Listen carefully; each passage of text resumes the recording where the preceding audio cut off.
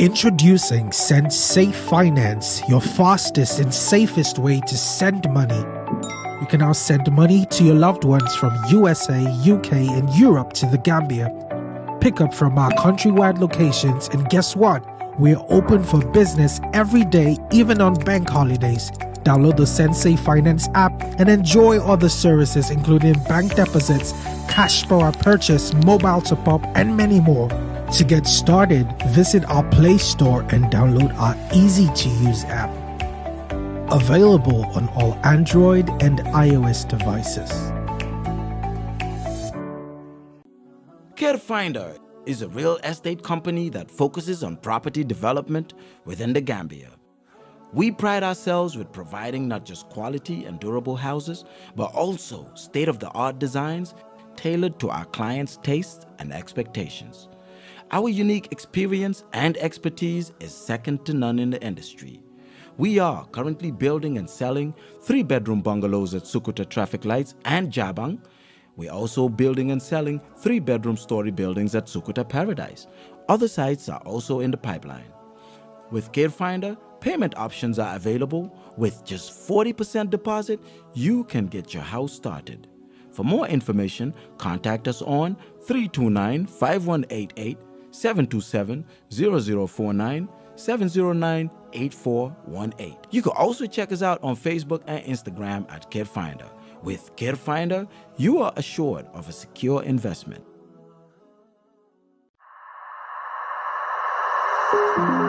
Are you tired of your outdated mobile phone? Are you in search of the latest and most advanced mobile devices available? Look no further. Welcome to Smart GSM Technology, your ultimate destination for all your mobile phone needs. At Smart GSM Technology, we take pride in offering the widest array of cutting-edge mobile phones on the market today. Whether you are an Android enthusiast or an Apple aficionado, we have the perfect device for you. Our dedicated team of experts is here to assist you in finding the ideal device that fits your lifestyle and budget. Whether you are seeking a sleek and powerful flagship phone from leading brands like Samsung, Apple, Huawei, the latest Tecno and Itel phones, or something simpler like original Android and iPhone chargers, power banks, flat screen TVs ranging from 32 to 55 inches, and various electronics materials, we have got you covered. Looking for a budget-friendly option without sacrificing quality?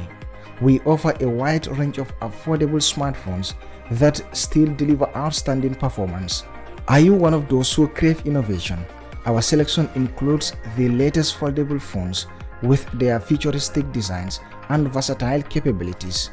But it's not just about mobile phones themselves.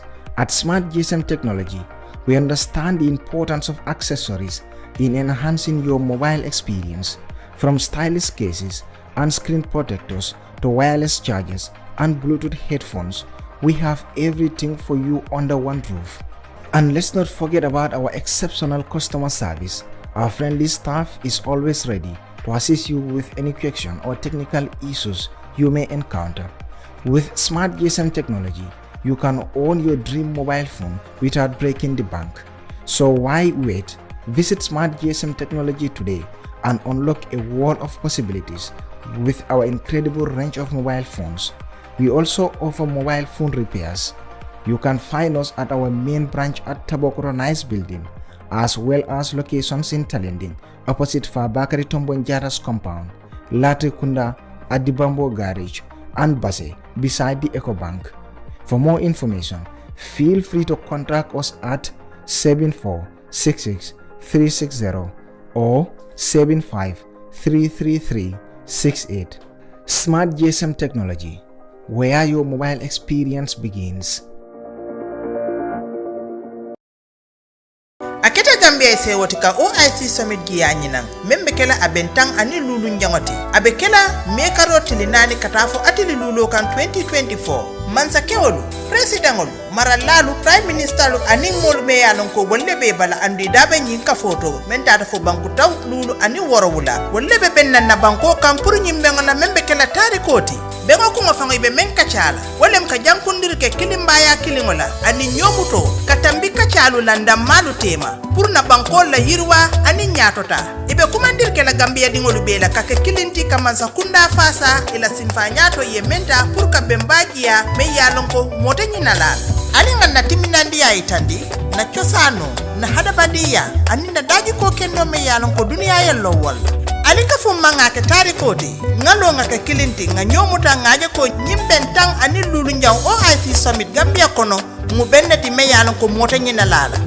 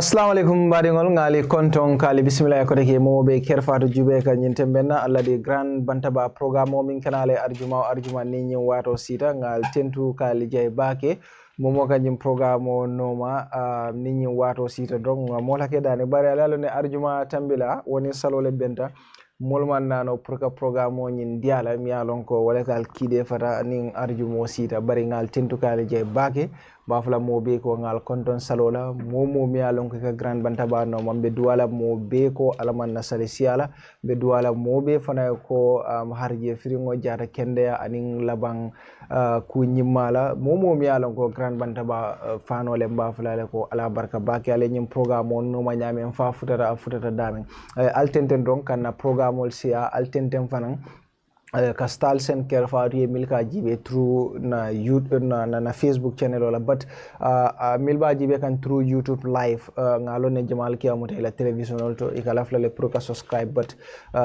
e boka e ka nyinale but isitano je do ye subscribe na YouTube channel kudo to min keta kerfaatu media ti ba jibe kan damen dron bayrin kan na fengol be ke wolto force woto albe ye subscribe o channel oto motanale ne ani arjuma kota wala bari janni meduna programme oto donc na dun tangol tandala benna sponsor tentula ke je baki daba kono wala smart GSM technology team ya lon ko be tabo ko to nice building don mili alon ko nyin sunkaro be promotion baki ande be tenden kan ka mobile o wafi dala gambe je mi alon ko mo mantra wafi kangala alta tabo ko to nice building na lafta Samsung na bijele Itel karafo techno aning iPhone al lafta sifa la be smart GSM technology bulle flat screen ol fanam be bulu jele kada fo headphone olu anin original charger mi alon ko iba be wafi kan smart GSM ila biteka babe tabo ko to nice building olto baral save tarano fanan talending opposite fa bakar to bonjare la kordato anin lati kunna bambo gara solto basse ibe eco bank nyinne bala alsitano MFH group fanan mi alon ko ibe Gambia banko kan jang LG ni suñu ker bebe to le koto na lafta electronic bagage surtout alla tabir lam bagage sol mi alon ko alkawale sang alsitano LG wala leta suñu kirmi alon ko bebe MFH group le ko do gambiano dalte to la bakele baring ila kundalo meta gambie jande andu mo jamal kata baga sangola je ñen sunkaro ben tambita mo jamale baga sol sanjele andong ya jele ngamin foy woto ila kundabe dawda aldunje aliela baga sol sango yalon ko ñin jamal labam baga sollem bare alta ker fayda momo lafta korda sanna do ila lanno gambia banko kan jam molbe sontala le sayem bari ka tandi mollale ibe kuwo kuto andong ni lahido min dilay ka wala futandi ye korda soro karol be la gambia banko kan jang nal futata je don be korda soro la le watara imam bata nyil ben kamin faletinde ila normal be tara kan screen o duma programme bita ka nyame al sila nombal soto noji ker finder natra kene kenso wala fana be bulu e lafta kalo e ka fana kele ngebe tento ke je baki kanyum programme o fasa ka sembentu yandi ke bulu dum nyum programme o ko ani arjuma kotenna di grand bantaba murtana lenne of course nimbe kala special one old nene famata grand bantaba but she's back nene is back welcome back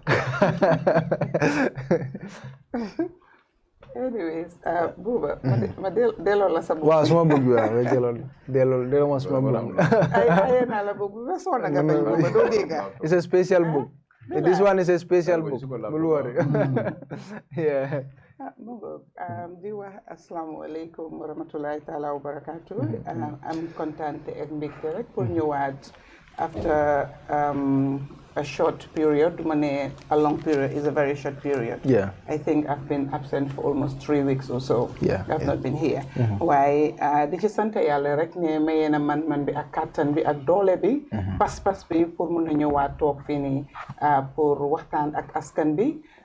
ñu bokk waat plateforme bi ak suma naataangoy suma càmmeñ yu ñaawuti Buuba nama la lool suma xariti xol bi ak namu moom laa fi gën a nama nag sa ma ne ko moom laa fi gën a nama nag waaye terewut ci tixa yi ma nekkoon di ma call di ma seet di ma nemmeeku di ma ñaanal di ma maslaw ma appreciate ko torop lii may wone ne benn famille la you know ndax nitang fi nda nit nekku fi taxut sa présence rek moo fi du nekk waaye xol gi mu ngi nekk benn ba tey di leen ñaanal yàlla su ma ñàkk ñëw fii ni nag du woon ne bànneex la tiis la waaye comme que ñu ngi dunda ci àdduna rek loolu dañuy jànkuwante ak moom am saa yu nekk dama koy wax rek ne àdduna moom ñaar la dunda la ak dee la te yëpp nag yàlla am man bi yàlla am doole bi te yàlla kum neex mu teg la ko kum neex nga juddu kum neex mu génnee la fi kon su dee ne gëm nañ ko yaakaar nañ ko xam ne moo am doole bi nag ñu nangul ko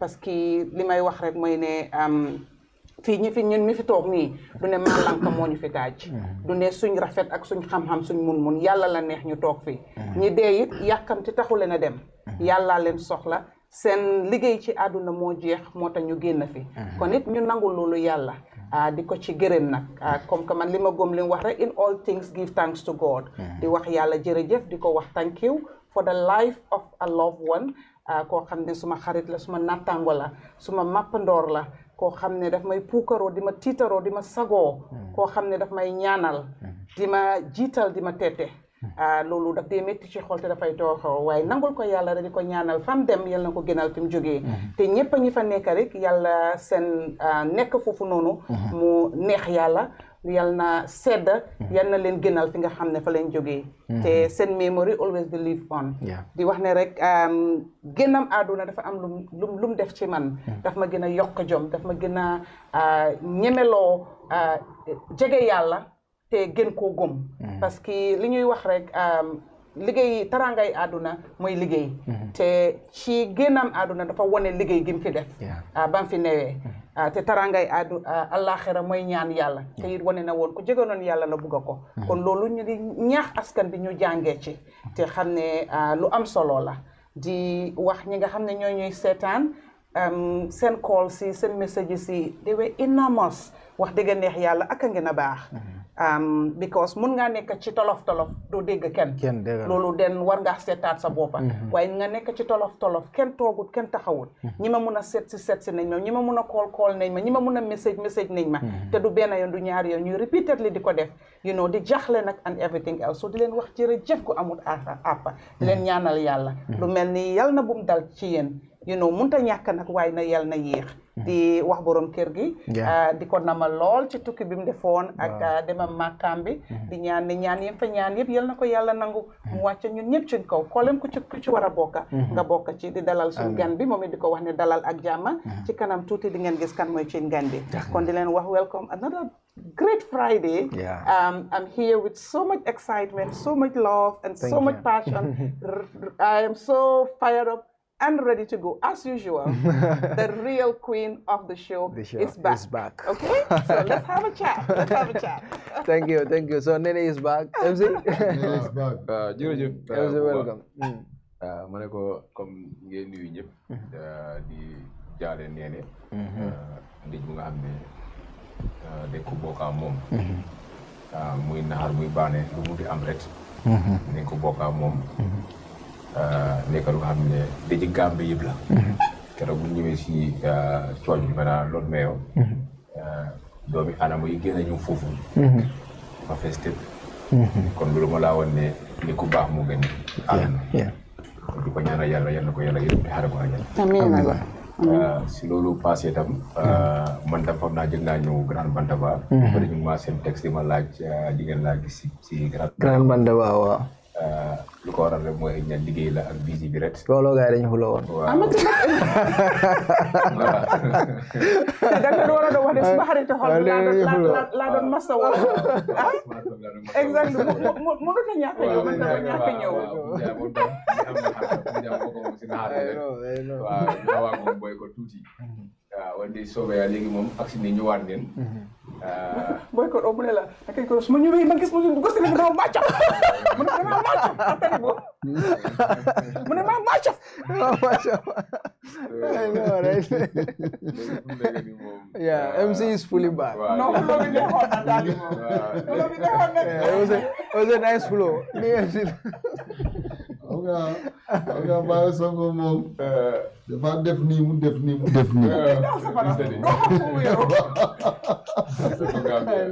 am na nama nañ ko waaw comme ne ñu ngi nuyu ñëpp di wan ni ñëwaat ni full force ñëwaat pour liggéey réew lii moom liggéey réew la li ñu wax yëpp mooy lu yóbbu réew mi si kanam ñun doomi réew leen lu baax rek leen bëgg si réew mi moo tax ñu ñëw toog fii di waxtaan ak Gambien si nekkul ñoom ñoo gën a xam am na ñoom ñu ci biir sax ñu ngi gën a xam sax luy dox si réew mi yàlla ñu jagle rek ñu ñooy toog di waxtaan kon ñu xam ne ñu ngi saan programme bi tam ñu nekk ci réew mi ak si diaspora bi tam ñu ngi gërëm gars yi bu baax a baax tam ñu lay wan ne asalaamaaleykum. Thank you so much MC Talibu buba baraka bage mafula alhamdulillah rabbil alamin kam mabe juma kotento salta kayra kono ramam mabe la sal jama be mol konto na men kan jibe men ke la watolta kan jibe na panelol men fanan bijang namo nene is back guy nene is back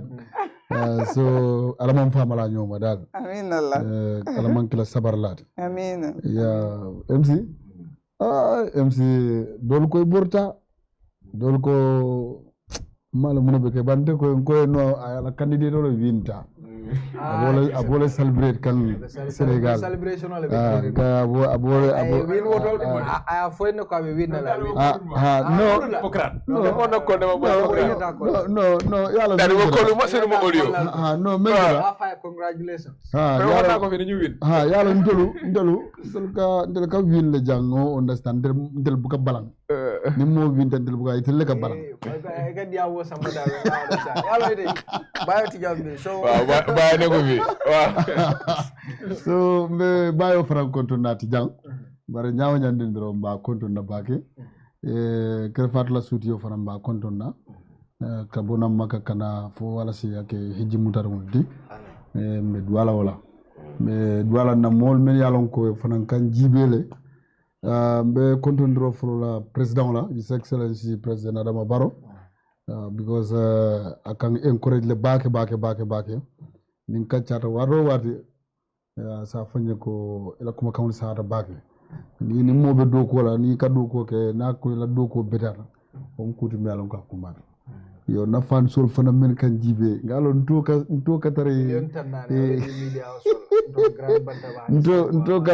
nto ka tare comment sectional to nyami ndele to ka siya mo beti talibu so baranka jibe le la siya bagale so ni ngo jibe dron ka bute joloni war dol bije wol faral keke frennedi ni ka kacha duma so ya tinandi ko ni mo jama nyolo dol fawn kamma Gambia do abakere ni nyinin ka min dolo ite botam ni ten Gambia be mbadi nakari yalo ne wona sistalde okay so yajale so wala nandi ka takun betaro le bage betaro le bage so ngamol be konton kaltin tu kal jay thank you luma jahal buba luma jahal talibo ñam bin fi election ni sonko be I was ma toog keroog may lii ma ne dégg Amadou Ba mënutoon a win at all apart from the votes or whatever sax ñi ko support ñu ñàkk a xorom ñoo xam ne imaginal a candidate from a ruling party mënuloo am a team song mënuloo am a campaign song mënuloo am dara Sonko Abdou Jite woyal na ko beneen xale bu jigéen woyal na ko plus moom oon woyal bi sa biñ dee woy noonu wooyee ana Sonko bi naa la déglu Sonko bi naa la yooyu yëpp am xorom fuñ ko woy di nga jóg nga yëgatu da support nga ko da support di nga jóg nga yëgatu waaye toogu ma dal ma gis ñeneen ona sanga Amadou Ba ma ne fi Amadou Ba jeexal na Amadou Ba mënut a win bari yàlla mu dem Amadou du win nin kumu dia nin diamu intel meta dia nyin kono la ya dia ba ani Amadou Ba makilam Amadou Ba no bari your campaign was boring it was boring. Can you imagine from the incumbent candidate it was as boring as Kecha kura bulata duma Somebody lala wax with all the money and everything else. Kula bulata duma There is no way ngeen doon win. Nene. Parce que da ngeen ñàkkoon xorom. Nene. Am na ñàkk xorom ñu soxla ñoo xam ne toppaleen na. Nene al meta boy la le. Juma la ñe meta boy la. Sonko na la mol meta boy la le. This time ni fa na ngani ta. Sonko contested election one time rek la. Bara boy tale. Man na say a meta boy la as if he has done it several times. He just contested one. Sanji jëli. And you can imagine under what circumstance la contest on. You know what I mean? Nangor rek on da ngeen daanu parce que da ngeen ñàkkoon daanu mi ci la ga daanu de. No Adibe wo ndol ko accept le with good faith. Wante be fe fen support. I like you. You see this is why I like you. You accept. Ni men ke dan ka kele with good faith. Bara ndel buka balang fo nga la banko do. No! Da ngeen daanu parce que da ngeen ñàkkoon. Fo yalla ko boy tale.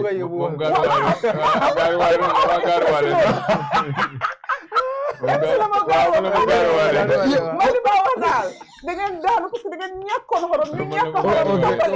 Senegal ya decide so seen way bu ñàkk xorom bi Amadou imam way Amadou imam way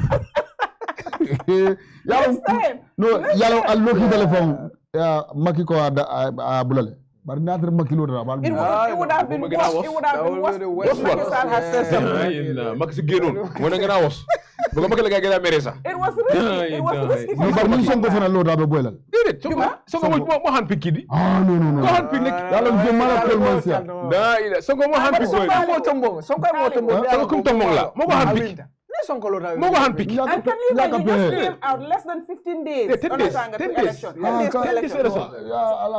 days Talibo Ginga Sonko it was not even about the personality it was the project anybody they must have chosen was going to win under the positive ticket project ko ni mel mialo kakan okay all right thank you so much thank you me duna programme ko no do ni isi gaay bi isi gaay ñoo gaay tam mo xam na gaay mi gaay passé me duna programme to straight away bi ku jamal bi jeli al yalo na ñi bi ko do bi yalo ko janta kacala wala recently al yamoy le kunu ara misola media household mi yalon ko mansa kunna e kododi wala min tarafo million tannani ñongol pour isela agenda support standard newspaper na wultale kunun andung aketa topical di mialon ko mo jamal diamuta kola ba ko kacala janne bari be kacala fanan Ferry la kola bari kafo wultale mialon ko e laftale pro kata protest kafo nyante sotola nun jambot akamtale ko inin IGP be mitinol la mi bi janim programme be banna natra e pareta don ibinale kafu programme o nyinna pour nesi kacha nyim programme ko na bari nyimbe kala kuti mi alan ko mba kacha la about Ferry la kola anin banjul bara kola anin kolbe mi alan ko wolle be kiring about bridge la kola bari be kacha la fana na bankola julo mi alan ko ya jamme ya tununda men ala fata bakele kabo 2016 46 billion nying lafata le kada fu 110 billion julo Gambia julo nyin lafata walla nyimbe nyum fana be kala kuti mi alon ko mba kacala nga lunta mo min soro pour que nyimbe franfansi mole pour aya fo mole akoto ala miraro wala Dr. Gajigo ti mole mi alon ko alon tabake saying Gambia la politique koto andu mole mi alon ko akadiam bake Gambia koto surtout mansa kundalo ko mi alon ko ika tamandiro ke nyame akadiam mole mi alon ko nene do ko kele African Development Bank bari abe Gambia banko kan janne saying andum mole mi alon ko Gambia no nyanti buna fangala londo la mi alon ko ay wala sor bar nabe kacala nyin ko lo bela anina panelisol fanan bela reactionol sort la nyin ko Dr. welcome. Thank you, Mr. Gajigo. Thank you for the welcome. Made a learning program with you, Bella, for first time to Canada as a guest. So the camera ko nyimli be sirinje camera ko ngelo ne. So kabini photo da jump for camera ko nyimangenda sinya follow the Canada. So I'm very, very honored to be part of your panel today, and it's an honor. Thank you for the invitation. Thank you. So ngalone kunung kibarol jele mi alon ko le findita bata media household masakunda Milton Bong puru kela agenda support ye kulo nanka modi la mintara ko million tannani nyongol media household listale already ngamra mobe alon ne media household mi alon ko le involved and ma alon tale is only 2 media houses mi alon ko definitely me long but it will be jelon. But what is your reaction to this $40 million? Yeah, I'm just learning about this now. It's very surprising. It's surprising, but also not shocking. It's also not totally unexpected. It's surprising because no matter how cynical we all get, there's always some lingering hope that maybe things will get better. I mean, when you have media houses in general, their whole point is to report on current affairs. And the biggest principal actor on the stage in any country is the government. So when you have anything happening, for better or for worse, anything that's happened that the government is involved in, by the very nature of the existence of media houses, they are supposed to cover that. So I can understand if there was a government effort to, let's say, to build a journalism school in the Gambia. Say we are going to invest in journalism program, or maybe there'll be scholarship for journalists from university, like young people who want to go into journalism, have a training program for them, or have some sort of scholarship, or maybe there are fewer female journalists in the country. Maybe let's try to get some gender balance in the journalism field by having a scholarship program for female journalists. All of those things would be acceptable. But here what is actually happening is very different. The government is saying that we are going to handpick, select a few media houses, and we will get them to basically serve as a platform for a particular viewpoint that only brings us positive coverage. Let's stress thing here. The government is not saying that we want people to report on the truth, the reality. Because if you are doing that, then you just want maximum publicity. You're not going to handpick. Just go what you normally do. Make sure that whenever any government activity is happening, make sure there is transparency, so that every media house will have equal access to whatever you are doing. Here, what this is doing is a very bad precedent. It's very cynical. I mean, it's actually destroying the credibility of journalism in the country. Now, anytime there's a reporting from these particular media houses, people are going to start wondering, are these particular news items that they are reporting, are these part of the items that the government has paid for it to be presented in a particular way? If how do you differentiate a reporter from these media houses from a government spokesman? Yeah. How can we be sure that those who are not selected as part of this program, they will have the same level of access to something? Because anything the government is doing, this is something that every Gambian citizen has a right to know. And Gambian citizens should not be, shouldn't have to worry that one media house has preferential access while another one has no access at all. Yeah. There should be equal access. So this is obvious. This is a bad development. It's a cynical attempt. It means a government that is sure of what it's doing and is doing the right thing will not look for mouthpieces to pay. Exactly. A government that is careful, that is confident in its own ability to do the right thing, will do the right thing, they will only worry that a media house is not coming to cover, but they wouldn't do anything to actually create differential level of access across the media houses. So I think this is something that every Gambian should be worried about. I'm very disappointed that any media house actually has accepted this. And I think they have, they have a responsibility to go to the Gambian people and say, we've accepted this, why we've accepted it, and how this will not affect their journalism integrity and the credibility of their reporting. I'm not expecting them to do that, but at the very least, I think if they take their credibility seriously, they should worry about the perception. Sometimes it's not the act of corruption that actually is bad, it's the perception of it. So given the perception this creates, I don't need to go and do any auditing of these media houses for me to be suspicious about the veracity, the objectivity of anything they are reporting. The knowledge that this thing has occurred is sufficient enough to raise that doubt in my mind. So I think it's a very, very concerning issue. Okay, all right. So Nene, these media houses are Paradise TV, 10.4 million. So you have the Fatu Network, 5.2 million. Star TV, 5.2 million. Fandema is 5.2 million. I don't know this media house. Sparkling Media, 5.2 million. I don't know this media house also. iAfrica is 5.2 million. And QTV, 5.2 million. So what is your reaction?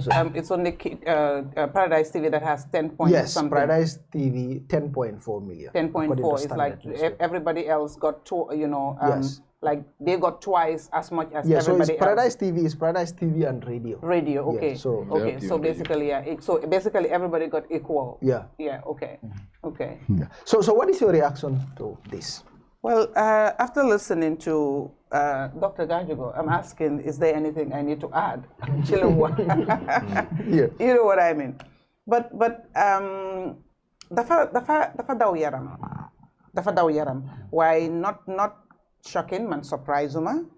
Again, parce que dëkk bi ni nekkut ne ci fi media rek la. Transparency is lacking in everything else, and there's no accountability. At the end of the day, if the media is respected and given its due, tek ko fim wara tegu, ñu xam importance am, duñ def dara lu ko yaxa, waye li ko dolel lañ wara def. Man ci suma gis-gis, understand nga, li du luy defar media fraternity bi, lu koy yaxa la. Bena moy jëlu ñepp ñi nga xamne dañ register as media houses ci dëkk bi ni ñu jox leen. Dañ xajak seen lañ def.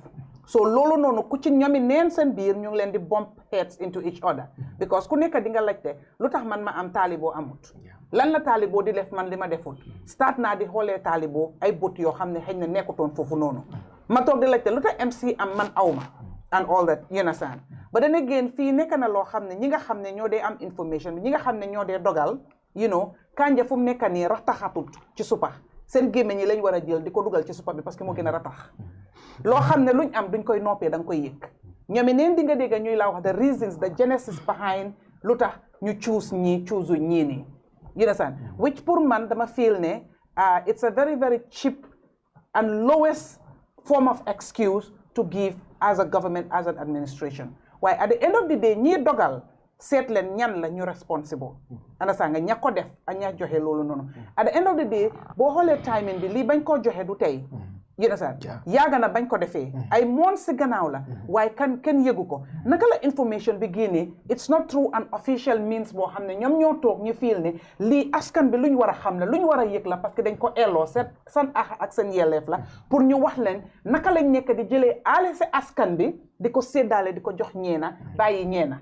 Waaye dafa nekk loo xam ne ci yoon bu underground la feeñee moo tax nit ñi di ko waxtaan fu mu nekk nii loolu mu tilim xel mu teey xel mu nekk loo xam ne du ne buleet yu baree bari noonu lay xewee xam nga sànga soo ko xoolee am nañ fi director of communication la press Ami Bojang lan mooy portfolio at State House ñu am government spokesperson Sankare anyways. And Minister of Information. I'm now Minister of Information, who seemingly now is now the face and the mouth of the government. Because Nyom Gadegis, the Minister of Information, through their communication officer, talking to people about government engagements and activities or whatever. So you ask yourself, who is who? Who is responsible for what, right? That is a step in the right direction. Guy living in time No, I'm not even talking about who is responsible. I'm talking about when it comes to disseminating information. Yeah, we have a lot disseminating of information. Yeah. So I'm trying to say, whether it's now or not, even at the time, if you look at the time, during the campaign, the elections and whatever, Sankare was still there, Bojang Sissoho was still there. And we have a minister, and then you Queen have, was there. you have Nakalin Kohate, 33 Nakalin Kohate, government advisors. Presidential advisors, 33 of them. So kuwara gena pour wax understand nga lolu ñakuñ ko. So lolu mënon na am. So gisuma any reason lan motax this information was kept out of the knowledge of the people until now it has to leak. But li all of they wax rek ku dégg nek ci yow rek digga ngay doxal. Waye bu newut ci yow sa doxalin dina am ay sikki saka. You understand? So lolu mo ñak sa dëkk ba pare dañ nek ci dëkk bo xamné success is not, the yardstick or the basis of a successful person is not based on your integrity, your competence, your know-how, your credibility, your foresight, your truthfulness. It's not based on those things. Yeah. The successful people is the people who can hide things more. The successful people is the people who can PR for certain people just to make them look good when they are not good. This is what the yardstick is. So you have people to choose. Do I want to be the straightforward, astute, straight talker, credible, God-fearing person, and then be relegated to nothing and not be part of anything, or do I want to be just the join the list, to borrow Ahmad Bass' word, join the list, at least to be relevant, to put new hole, new ball. So these are the options that are on the table that people have to choose from. But man li may wax moy dem na ñew na you understand la nga doon la nga xam fa nga nek understand nga dara wara ko change parce que mun nga doon la nga doon understand nga li ñew dafa ñew te dina dem bayyi la fa nga doon li nga doon olof daf ko wax right understand nga bay lim daan dundé be sax sikim mun nako dundé be dé why at the end of the day is discrimination if you ask me, is segregation, is lack of foresight and truthfulness, and also is divisive if you ask me. It's divisive. And they really need to look into this better. Because, and then you ask me, what are these people going to do for them different that they were not doing? Exactly. That the other people, the other media houses who haven't benefited from this have not done. You ask yourself, at the end of the day, all of them were a job boot rek wala finga hole. Because as a media house, man lima feel moy the media fraternity, government have the right to joxe subvention bo xamne is equally towards media houses to empower them. You understand? Pour dimbale len ba nga xamne dañoo independent, dañoo mënal sen bopa. Government have the right pour joxe naka lañ ko waxate pour subsidize in their activities and the things they do. But those things has to be based on a system, on a structure, monitored and audited, and there should be accountability and transparency. I want that to happen. I support that. But then for sit the time, oh, you know what? I need a lot of PR stunt. You know what? I'm going to take this money out of the taxpayers' money and give it to specific and dedicated media houses so that I can tell them what to do, or they will also dance to my tune. Because these media houses, are not all of them, but when we see a few of them, the Fangdema and then the other one sparkling media. How come we don't have light these days when you are sparkling and the place is not sparkling? Everywhere is dark and doom. Where were they? I've never heard of this name. The Fandema also, I'm not even sure I've ever had them. I've not seen anything they've done. You know what I mean? So let's honestly be serious. Let's be serious people. I don't have to like Buba as a journalist because Buba has written something against me. But when it comes to me as a government official or as an institution, I should not look at Buba as a personality. I should look at Buba as an institution and somebody law hamne dafko elo dafa war ma def ko. Let's draw the line. Boundaries dafa war am ñuy differentiate personalities and issues and institutions. All right. Thank you so much, Nene. MC, yalla mo nek sa reactions. Waaw, man suma reaction moy tay def na ci ay waxtaan. Fogg na ne président Barrow ak nguuram gën war a bàyyi xel bu baax si media lii nekk comme ni ko nee waxee nekkut teel la dangay sayen lii soo xoolee lii dafa nekk lu yàgg la because soo xoolee ñu ministre baa ngay wax ne moom lii si gannaawam le wala mu nekk ministre lañ ko saay man maa ngi understand ne lii dafa doon ni after the mayoral election leen ko jox media yi because dañ gëm ne dafa am media yi nga xam ne ñu doon support ay candidates the opposition candidate moo tax ñu ne waa léegi neen door léegi itam ñu support media yooyu bon media yu gars yi bàyyi gannaaw media yooyu ñoo ko doole crédibilité fa la gën a nekka pare ñoom ne war a jànga in neighboring country in Sénégal Macky Sall lii la def in Sénégal dafa jënd media house yëpp la jënd ñëpp la jënd nii la def Sénégal benn TV rek moo defoon foofu online TV mooy naka Walf TV dafa nangu seen lansim sax waaye noonu Sonko lu def mooy dañ am seen own online ñoom neen seen own parti di wax a Sénégalais because suñu xamee lii ñii pro government leen rek loo wax rek dañu ne ñii pro nguur bi la nga àndal du wax lu baax si lu baax rek ñu wax si nguur bi so du nekkal askan bi and $40 million si nekkul ndaw dafa tollu jamono ba nga xam ne Ferry baa ngi dawut béykat yaa ngi ni baki dee ma njaay ni ngay jooy ne seen jiw yi mënuñ ko jënd ba léegi buuma laa dog sa waaye $40 million soo xoolee media houses usually soo ko aadee egg na 40 million na 40 million, yeah. It's 40 million. 10 and 10 5 yeah, it's seven media houses. 7 media houses. Lol, it's 40 million. Calculate. We will calculate it. Wow. So understand nga. Legi. Link fi name egut 7 de. 10 nga name ak 4 xawma 5. Joma affaire bi while MC. Okay. Yëpp mu leer rek. Understand nga. Legi nga xool jamono ba nga xam ne réew maa ngi tollu liggéey problème la si réew mi. Ndaw yu bari tey ñi nga xam ne ñu ngi door ay business. 40 million boobu am na loo ko doon defee dimbale leen yuut si xale yi am si lu nekk. But media houses yow su nekkee ne yaa ngi liggéey soxla wu loo jox media house media yi pour ñu def propaganda au mislead public bi because sooy liggéey si nguur bu liggéey yow da nga am parti supporters ñu xam ne ñu sa parti seen responsabilité mooy pour ñoom seen government lu nga xam ne ñu ngi koo def ñu wax a Gambien si so dama léegi sa supporter yi léegi mun na defal liggéey bu mun la ko defal because sa supporter yi war nañ mën a am online TV war nañ mën a am TikTok war nañ mën a am lu nekk. soo aadee yëpp is 41.6. 41.6 million. waaw 41.6 million dollars. léegi yow yaa ngi am parti supporters yaa ngi am naka comme ni ko nee waxee director of press mu ngi sa office taxpayer mu ne leen koo fay minister of information mu ngi sa onda nga am di spoke of the government loolu yëpp taxpayer mu ne leen ñu fay léegi nga ne waa léegi jël media house yi ne because of during the mayor elections gis leen ne opposition candidate win leen so neen empower ñi pour ñun tam ñu jaay suñu agenda after loolu ba léegi lan moo change after loolu lan media yi lu def nga xam ne tey tan na gaamee si óolu nguur bi pare bu ñu koo def dañ ko def si ron wane ñu ko gaamee transparency feeñu fa pare media house yi ñoo war hold account to the government. Gambia Press Union is an statement. waaw so léegi yow léegi booy sign ak contract boobu kenn wanewul ne gis ne fu ñu signé ak nguur bi wane ko fenn loolu rek corruption la amul transparence leerut peut être si nekkee ne nguur bu nga xamante ne moo tax réew si dégg lañ ko yóbboo leeral la askan bi public bi ne maa ngi def génne $40 million media house yi ñoo wél li nga open tender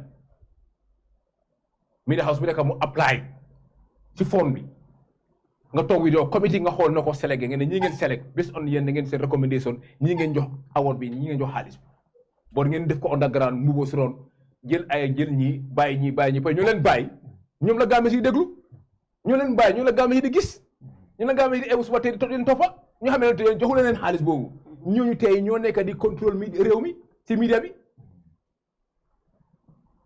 so kon tey ñoom lu mu gis mooy moo tax ma ne ñii gisul réew mi tey xoolal Amadou Ba recently ñaata million la Amadou Ba dugal si campagne am even Gambia fii the first time history Gambia and opposition bi win fii in Sénégal Gambia fii and million si gars dugal si PR job bi mislead public bi pour nax askan bi réew mi nii ne soxlawuloo media house wala lu xew si réew mi bëgg ñu ngi koo dunda looy dunda soxlawuloo media bi wax la ne lii moo am oo moo amut because kenn ku nekk tey soo jàngul sa doom jàng na am na ku jànga peut ni ngeen communiquer laa ko xam ne yaa ngi koo dégga muy soose muy olof muy anglais bi yaa ngi koo dégga kon corruption mënut a passé lii sa jaay agenda sa programme yi government mooy agenda réew mi yëpp da nga soxla bu jël ay some media house la jaay ma suma agenda réew mi agenda government ñëpp bokk leen bokka despite opposition leen bo su nekkee ne yow looy liggéey si réew mi sa liggéey solo ñu jaay solo ñu won la ko sax sa liggéey ni yaa ngi koo gis réew mi réyut. And all of us are covering all these programs. Pare lu si nekk mooy man lu ma si gën a naxari mooy even journalist yi media house yi tey lii government like press union bi dañ war a lii dañ si war a staan wax because booy def agreement bi sax boo ko sign agreement bi wane wula ko kenn. No, they issued a statement yesterday. So since statement be ñu pour ñuy wane if you are ana contract document bi contract bi and ana also transparent ana the Gambia president if national assembly members yi dañ war a oo ministre mu ñëw si assembly bi ñu gis contract document bi lan la naka la kay signé lii naka lañ ko awoote. And they should indicate tamit si seen platform si that this is a paid for content. Wow, for people to understand. So la ne nga def sa PR job bon those don't mean that lu Gambia si xam nañ ko pare. But tey lii dafa nekk lu nga xam ne lu ñaaw la doo mën a pick ay media house ne kii ñii nga ko jox because ñii tey media house yu nga xam ne tey si réew mi fii ñu xam ne ñoom la gaa yi joxu this that 5 million or 10 million bi bon ñooñu tey ñoom seen government officers ñi nga ñu topp di waxtaan affaire réew mi ay un kenn ku bëgg a ñëw mën ngaa wax boo tey lu lii dafa nekk lu nga xam ne dafa toll nga xam ne réew mi yaa ngi sona ferry bi doxul school si problème la dunda bi seer na béykat yaa ngee jooy dara doxul si réew mi nga jël ay xaalis boo ne la waa media house séeroo lañ ko léegi ni waaye doomi réew mi ni ngeen sona si réew mi. All right, thank you so much James. Talibo mu ne metela réaction oti alam NPP man sakunda 41 million ko be ne na calculate wala di media house wala mu ne metela réaction oti kibaro lom da jolondal ketala men so ko bambande jang wala mu ministre men marta information wala no ama kwa ketale kwa manke o manke it's confirmed by the PS even minister fa ya fole ko even the PS confirmed abrabe kekan amanka ta watoti very good bara ketale kewa ketale very good ndebe place men do jang na mira ko mbolo fo kay okay go ahead ndela mira ko mo menti kibaro jolonta ya moy nyami fana nga moy wonyala nke mo doyala la men na mira ko mo men fola mbolo fola okay go ahead nga kukili long MPP la mansa kundar wala nyindi ko mo beele kanyante secteur wo secteur nadre si dema ibe dema la le fa silo lombang fa courant lombang fa jiyo lombang fa tel mu groupe politique bang al sulata few fendina mansa kunda ni asoro ibadi la le okay nyinde kala silandati mansa kunda ka foko me kododi la journaliste la pro opposition lay win ngel winta janne woto mo ñim 41 million mam fondindi na presidential election mo don def na presidential election si yu bay wol media house non presidential election si wol media house ngeen yep di hapurna bar al ning atel ning media tata hapurande al ning media tata the presidential election presidential elections you contracted for adverts very good for adverts very good yo bari parti wo parti bi dangi ni media tata le yi wafi ya understand in fact mol yemenje fon wala ñindi ko media developing opposition la ka ndel la do ko banko ka wala ñindi na men futande mol ma media wol mu section dinati kuran dun tambe na suwo kono jiyo tata meya abe dering silence majority wala entel winindi bari nin media manta jam bar nin tata nga kolon sin dlat wala nga ku ke dlat o community ni wol yalla ko jomale ni nat o fonda mandama o kanyantan tol male so mansila media la kelo men ben tol kam media kelo men lantel la patio kan every day ni ne entre ko aussi mo puntundi politiko kon tarnu MPP puntuta je kabrim baro youth for national development fo baro fans club fo kana ka MPP lo fo ka campaign o ke fo ka gagner fo ka député o gagner di banko kan ni last local government coming si round men kanata majam o tati nan lantel nga wuli ko take kontel be media le sanna ani so the 40 million pour muna 40 million wala nan din koy ko ntenga kibaro me moy ko yadi le yadi pour ka la agenda promote kan agenda promote bar no ke dafa nan banko la agenda la moti bawo ititala ka fu ko be MPP le promote ka iko banko la do ko be lal bento yi funtindi but yamara is not discriminatory near the section because they okay so what I see in other bankol. I think Nene mentioned it or MC. That subvention. Now, new subvention very important. Is a media council. The government deal with the media council. The media council then will deal with the Gambia Press Union. The Gambia Press Union yalon the media household mill register at the Gambia Press Union. Nimbekela support the mialon ka bekela mansa kunda. So ibe kodol dila media household. Minister Emol command the meeting on Wednesday. I was there, Minister of Information. I was there, and I told me nying advocate lako. At least Gambia media nyanta solvent lale. Ko bankudol ka ke nyame, but not selecting section of media houses eko puratole na agenda promote, because even media house will be bijang NPP kukuman. Just let me come. Ning NPP kukuman ni invitation oki media house will bele kata. Ning bankola kualem media house will bele kata. Ndol kata state house eventual because na email bele fiang control. In fact, we have special reporters me along ko their state house reporters. Nkataila eventual bele and we cover. So media household ka milki all the media household bele ka cover nyola. If neither it is coming through subvention for media houses that are registered under the Gambia Press Union, that is okay. But the problem coming for them choosing section media houses alina agenda promo. Do you think that is okay? Okay. Ni hani jalo me unkumatema. Ikawole so. Okay, kumatal male. Okay. No, ya senator, it's okay. Go ahead. Hani alamiya jabe barajo di like kale Allah akbar. I missed that part. Can you translate that? Jalo ni ko no. Muna support guy nyom len ko jox. That is the interpretation. The interpretation. Yeah. Say it in Mandinka again. Ngo. Yaje be jalo sola. Akumate male. Okay. So my giriets come give it. Give it lo. Be misalo lo foka yo ma oro. Bar say nga muruna journalist sol phone kan say. Comme ete be damen ke jaw yandika. Comme manyana mo dan to mon na kadi wala. Non de nyinin karol. Yale be nyinin karol lawto kodi. Okay, fo aketa wonyale faman ko don tebe sirin nyame molo bari itila fo jang bar say o medial men fona di yadila fo ye ko do ni reject la ba fo ye ko do ni reject very good.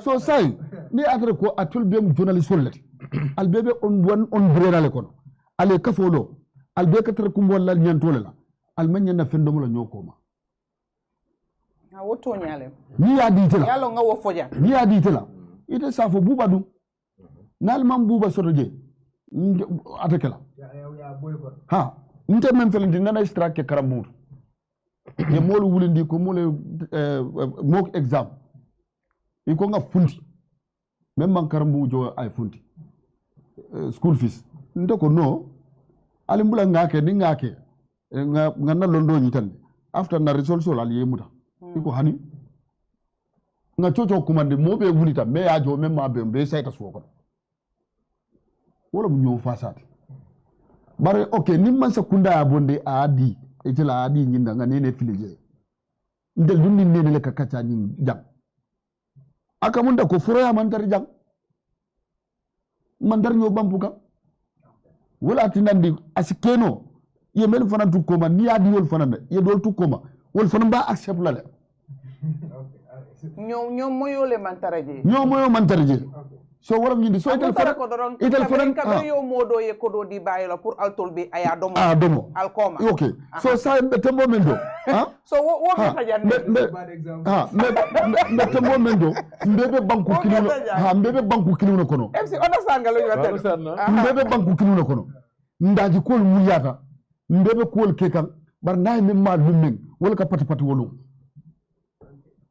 kol bo nyal bar MC ka damen fo me la vino jango matina dilentel nga well after that wo winning kola after nyin kodo kola ya di men fo la i commence kunda criticize il a pejol kon ntel fana nya dola after giving the 41 million he can criticize i ka fon bondi lolu mo wara am kodo ni o ma fo kay la kodo ni mon la de campaign kodo ni o ma tinan la ka fo ko na di la ke sang okay nsa je ka fo ko ila via associata or whatever nga fendila nga fo ko nyin kenye ni la relationship o kama o be ka keno ma fo wala ma fo le sododa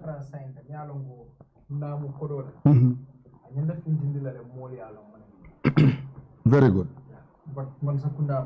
Okay. Yalo ñim banko kan luwala bi jang. Dibitol bi jang. Bari luwala bu ko tamande. Bari la moy do dibitol bi jang. Man sa kundala dibitol da mamantar dibité bonko. Opposition bi jang.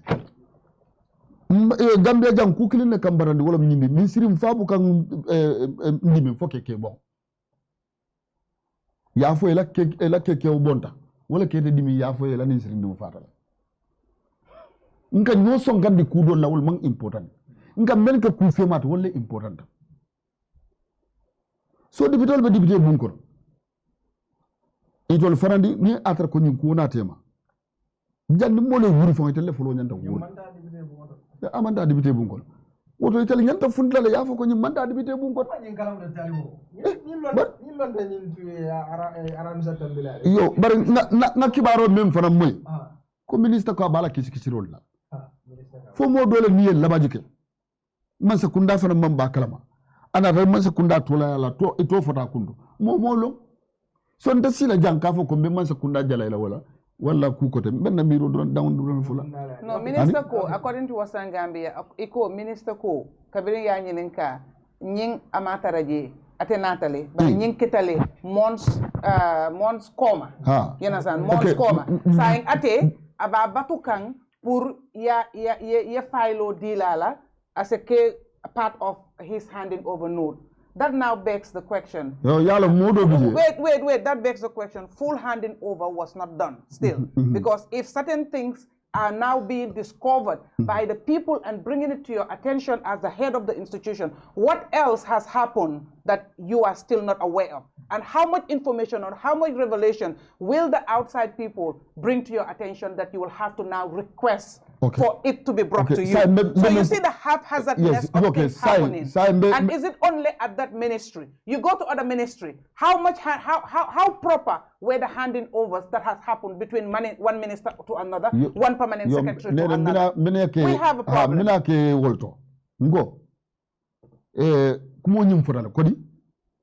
For adita ñini fond la nobody knows it. Yo ye mel fanan tofo. Ye mel tofo ni listo kono jang. Yalo itol fundita adi listo ñin kono. Natri ye kodo ñin soto. Ye fundi ya fa wala mu. Yeah, but some people started defending themselves already. So well, you fan defend munela. Yeah, fan defend level. No, some of kana Bantaba to jang. But Talibo. What is the question? It's not a question. It has been given. You understand? No, it's confirmed by the PS. Permanent secretary for only PS confirmed no. Okay, say na dita. Ndaka ndela point obedame na dita. Permanent secretary njanta continue la kotaki. Kanyi kan dimul lako adita nyadile ana adita propose menka wo kacha ni osidia bari ita ni adlauta ikuntu ta kartan tawna akamunda ko yentel kacha lal silam yentel dundi jakalo la kono silam ndel même mantri la office ko no je very good dali buda ite dum dorom minister nata nyanta nala sila nyi sira ngoto jang wala permanent secretary nata nala sila nyi minister na jang permanent secretary na bari ni information men kana it's not enough. Okay, all right. Talibu, so mandin kol ya foko. Kanyam be minto, fati tiye. Fati. Ya je nyim fati bi be minto. Be ke kale mandin kol ko. Kanyam tiye. Mandin kol ko. Kanyam diro tiye de. Mandin kol fana wo manke. Mandin kol fana ko. Kuma sinkili unaya kondo shafa yara fa. Nyindo mba folo maaleykum salam. Bi nying mba folo maaleykum salam. Anu ne kay waaleykum salam. Yeah. No, I mean, I think you okay, yeah, be for the sign because I mean, I mean, sign. I mean, for what I'm going to Masakunda, yellow mom Masakunda Balipuri and Naja. Correct. You monkey senior for the big command legend in Kachabekla Jena, Evocason, Itala Bocason Cana. So, at today, Telebulu. But at the Blooming Finida standard to yellow, you mean for drunk come and Nangamo Mindi, Mida household. It less Safuno, Kabin Bad Dikela. Nga nyile kumandi nga dila nyirizin le kama ha niaje nga ditela madi karila nyinni nyile ya sabu be manke So say alo masakunda iya fo nyame Minister of Information be bulu government spokesman bije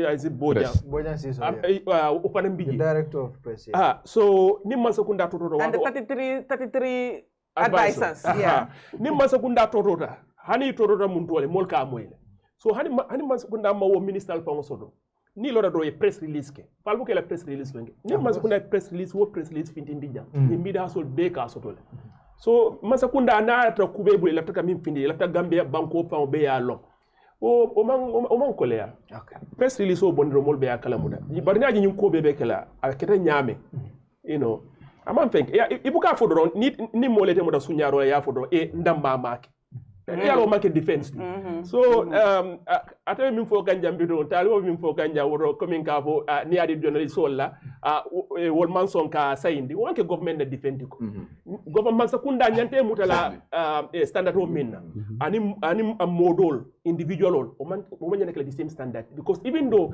baro buta NPP le bi atele maralim banko atele banko nyaton kote nyanta mutala standard o minna journalist do bi jewo dinni ngol lewde keba manya nani wol kanyandila ni ngoke ma horma ma bunya ni nga barola government e kuke nyanta silele nga jube ye minke yake silo la ban famanke siloti jannim ba fola dol fanan kakele o yadi min lamana ne mamurundi o manya na manya no fola no fola na nyaka ifanan ta do ya dola ala diamulal mam funtina ifanan to do ya dola yeki barola moy no ala jam waki baro mi boy ala masakunda minister of information apota jele fon ila PS the permanent secretary of the information confirm yalo wo manna si jang kodi mo ma balika sija ma fe mo ya balika sija bar nte kam mem fe wala nyinti ko ne atara ko buba ya kumande nun jang mbe nyim mitu mbendo jang can you please call them na sita jang utuma anindel jamu bar yalo man sa kunda ka tamale aka different source do dulalto ni tebe nyaato je fotam information minister you have to gather informations ya understand wala nandi nte ko PS na fundita fana ayofo anyara kala minister la fa nyanda fanka very good nte ko o dingrap ay kumo hintu mo lele bar kumo bunyo amo nat o nyanda nala nyame wolom nyindi ko minister of information fa nat ay funte ay diamu nzonda wala bande be diamu kam minna wolem ko nimbe ni nga mo man sakunda ya kuke isa funo lo man ko be kala muda wodon ta jalele ni denta je yalo mota fule ko wuliye diamu ko ni man ko be ko sosoto yalo foye patum fulo foye ko ke sosoto ni ko le man ko ke sosoto barite ye government defend silo men nan lafta wala ka no ma defend ko men be ko mo men fo kay wolom nyindi ko ko del fa man kambe ngosodo ni atar ko ndenga fen sunya sai ndata ngadi nene la nene alon ko sunya baro do nene alon ko kule mama insenia nene manyen na mutala ku flo nyin ake jawata dula flo nyin to poni konto nyin be ke jawata bari be min po kan sainte nimbe man sakunda ko fola man sakunda mi alon ka tele banko be mara mo imbe siring adulato mi alon ka tele nyaton kode plasol be mankanya dokol be mankanya nimbe man sakunda la ku fola mi alon ka manya nakela ngawo bunda jube folo ngawala ko senyandi folo tonya ni adi do la mil nyanta ka sayndi ma sayndi o fana mu lundo diamolti bari man sakunda la fenko ala bada be tema bi bada be tema bi imo fulo ni ngado fo nyinda karola be do fulo nyindo ma permanent secretary la kumo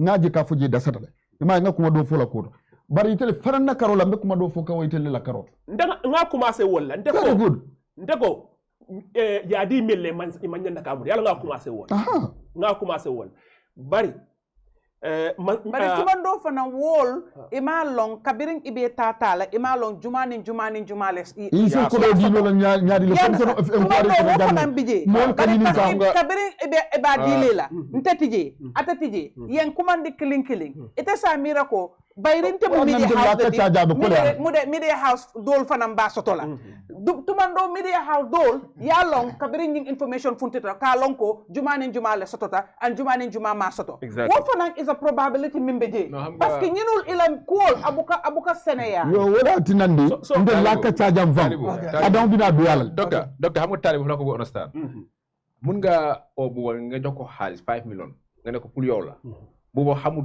keneen kan la nekku ne ñoom nekku ne leen oo ñoom ñëpp understand nga dina ne ku nekk am ni ak nii parce que kenn mënu a génnee sign in affaire yi di mo fa nekk so nekk mooy kenn mënu laa wane officially ni tol bondi te ooy no léegi ya wone ko anja di tamel la information bu lig la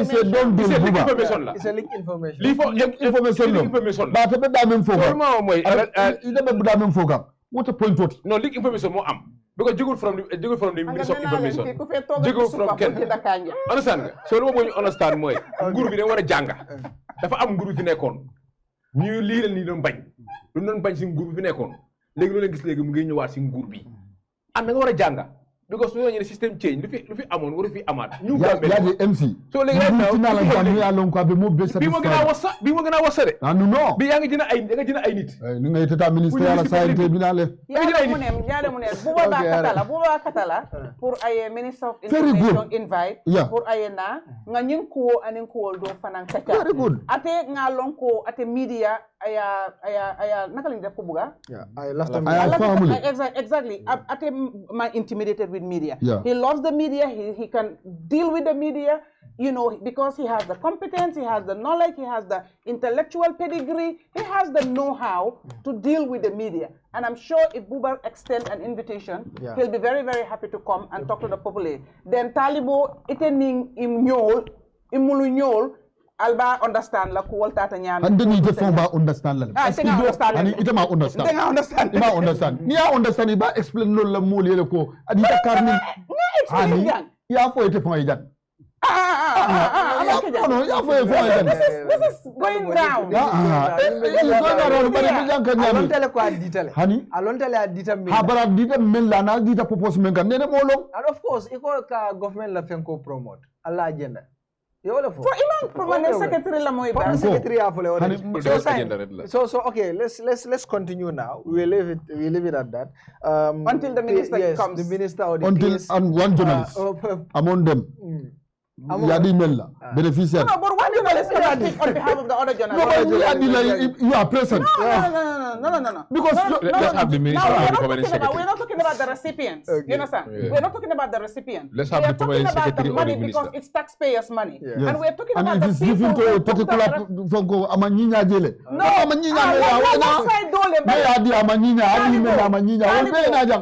it's a flow Jakasela.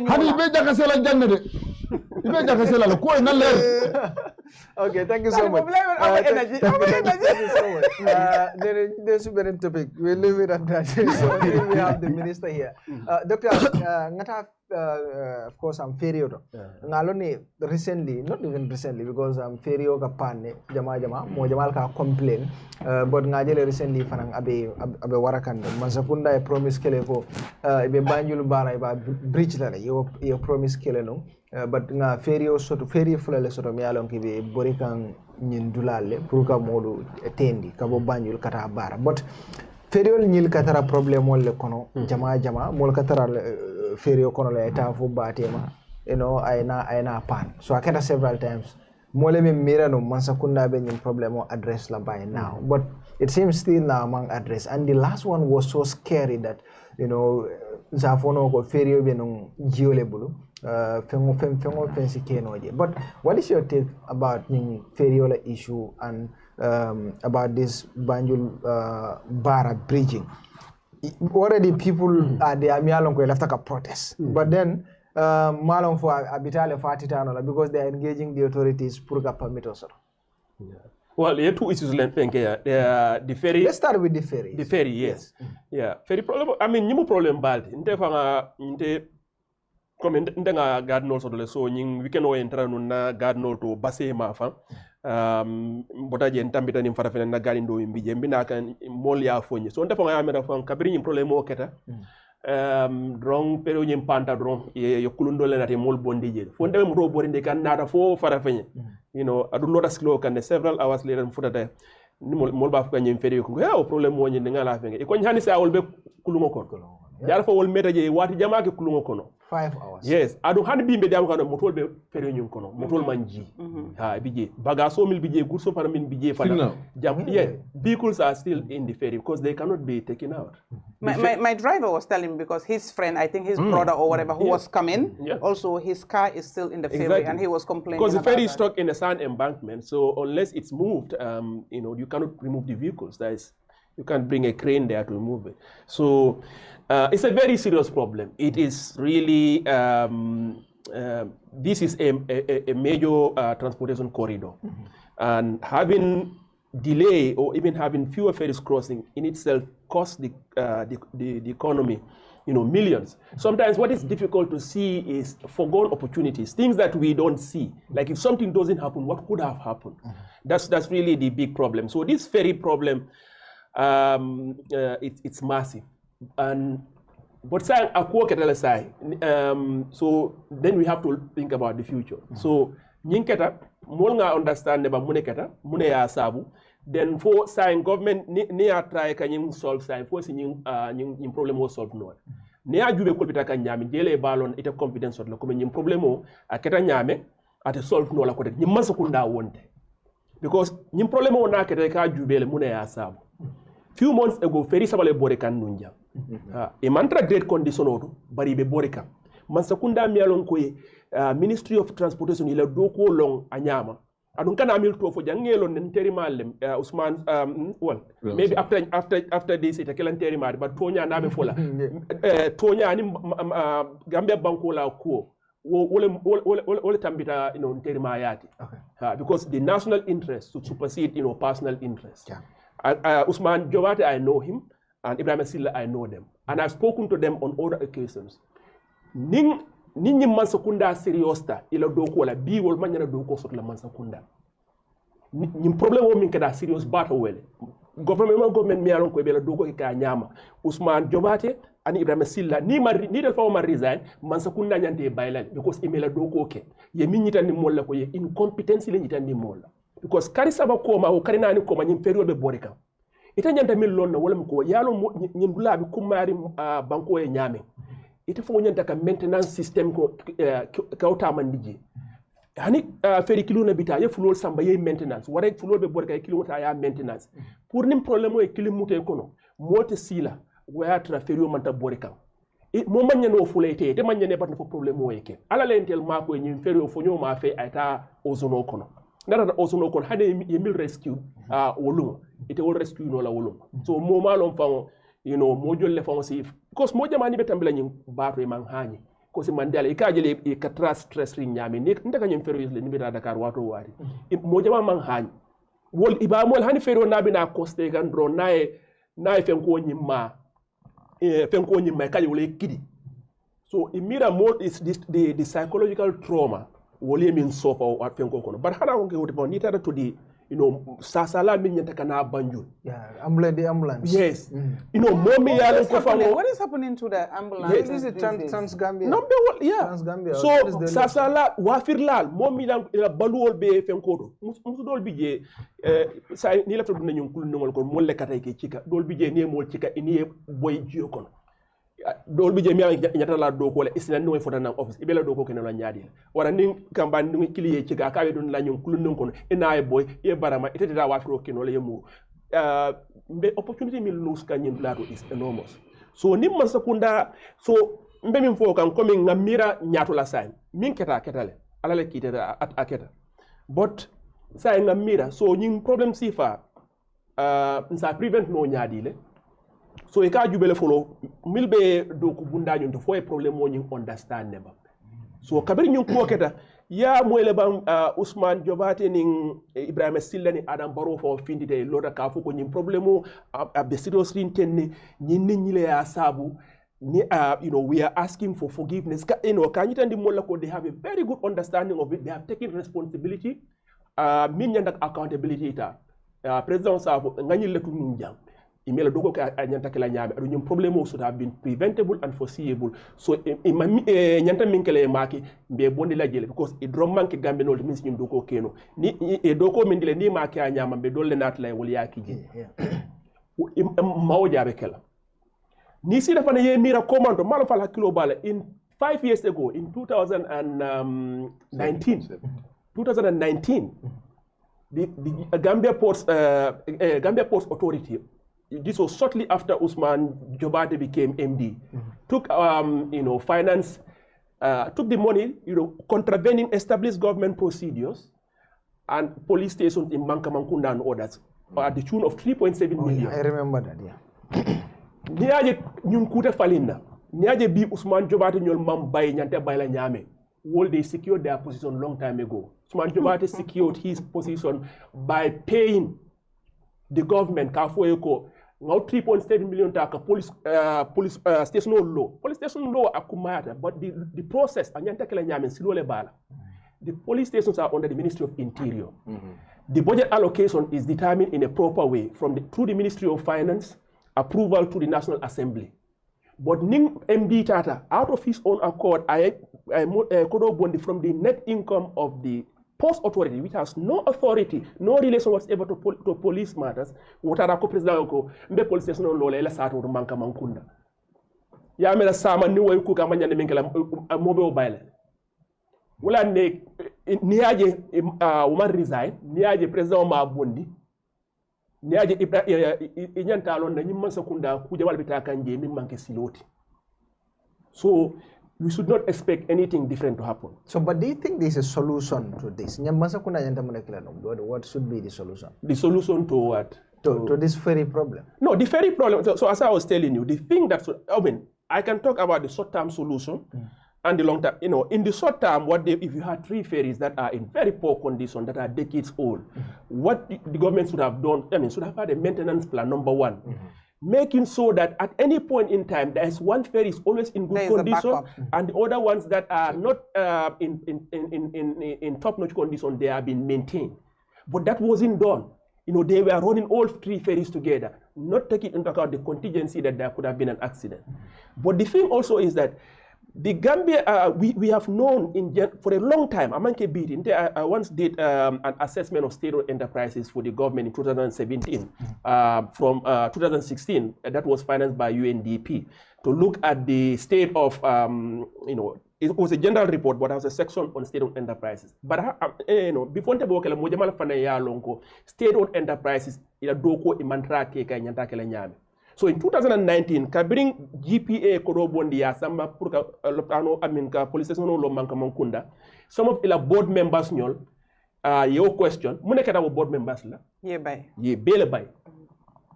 And those board members, those independent board members, minyantaka oversight to make sure that things that are happening in Gambia Post Authority, those ones were removed. So the government replaced them with yes men.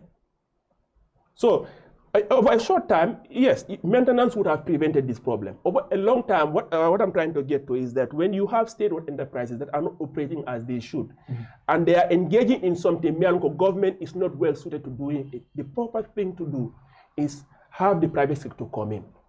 They have been talking about it for a while, but when you have a government like this that already is not interested in that state-owned enterprise to operate efficiently, even a private sector operator, if you bring them now, the sort of agreement that they will enter into with the government will be fraud, will basically be bad. Because look at all of these recent PPP arrangements we've had.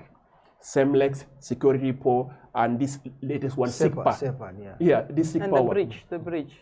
The Senegambia, the asset recycling, that one, it's a very different story, but it's a good example. So you have all of these examples. So if a private contractor now comes and they are negotiating with this government, the process will not be done correctly. The nation's interest will not be the primary determining factor of the clauses of the contract. It will be to the private, just like in Security Po, it was in Semlex, in SICPA, in Africa 50. The nation's interest is not giving the president is supposed to get. So for me, even though ADB, my former employer, has given a loan now, this will just add to our debt because we'll get new ferries in a year's time. They'll start operating. But the fundamental problem we've had here, which is that the lack of culture of maintenance, will be there. And then these things will quickly break down. And then the problem that we had today or this week will repeat itself in a few years. The problem at its core is you have a government that is incompetent at the level of the agencies like GPA, at the management level. The rank and file workers are doing the best they can under the circumstances. But it's this leadership The Ousman Jobate, incompetent. I know him, but the fact is he's incompetent at his job. He should have lost his job a long time ago. Ibrahim Silla is incompetent. I know him, but he should have lost his job. But most of all, the most incompetent person in the country is Adama Barrow, because he cannot be, he's not holding people accountable. Either he doesn't want or he's incapable of it. Because if he cares about what is happening in this country, he is the one who, if these people hadn't resigned, he should have asked for their resignation or fire them right away for not delivering to the Gambian people. So the fundamental problem is at the very top. Government intervention of Minke is Purkanyim Ferry or repair. I think they're going to spend 140 something million. So for the repair. So wow. And the repair of both or just the Kunta Kinte? I don't know, but I know they are 140 something million. They're going to spend on the repair. So now they're going to secure. Dr. Gajigo, yes. Do you have many friends? For me, the question is not. I never look at whether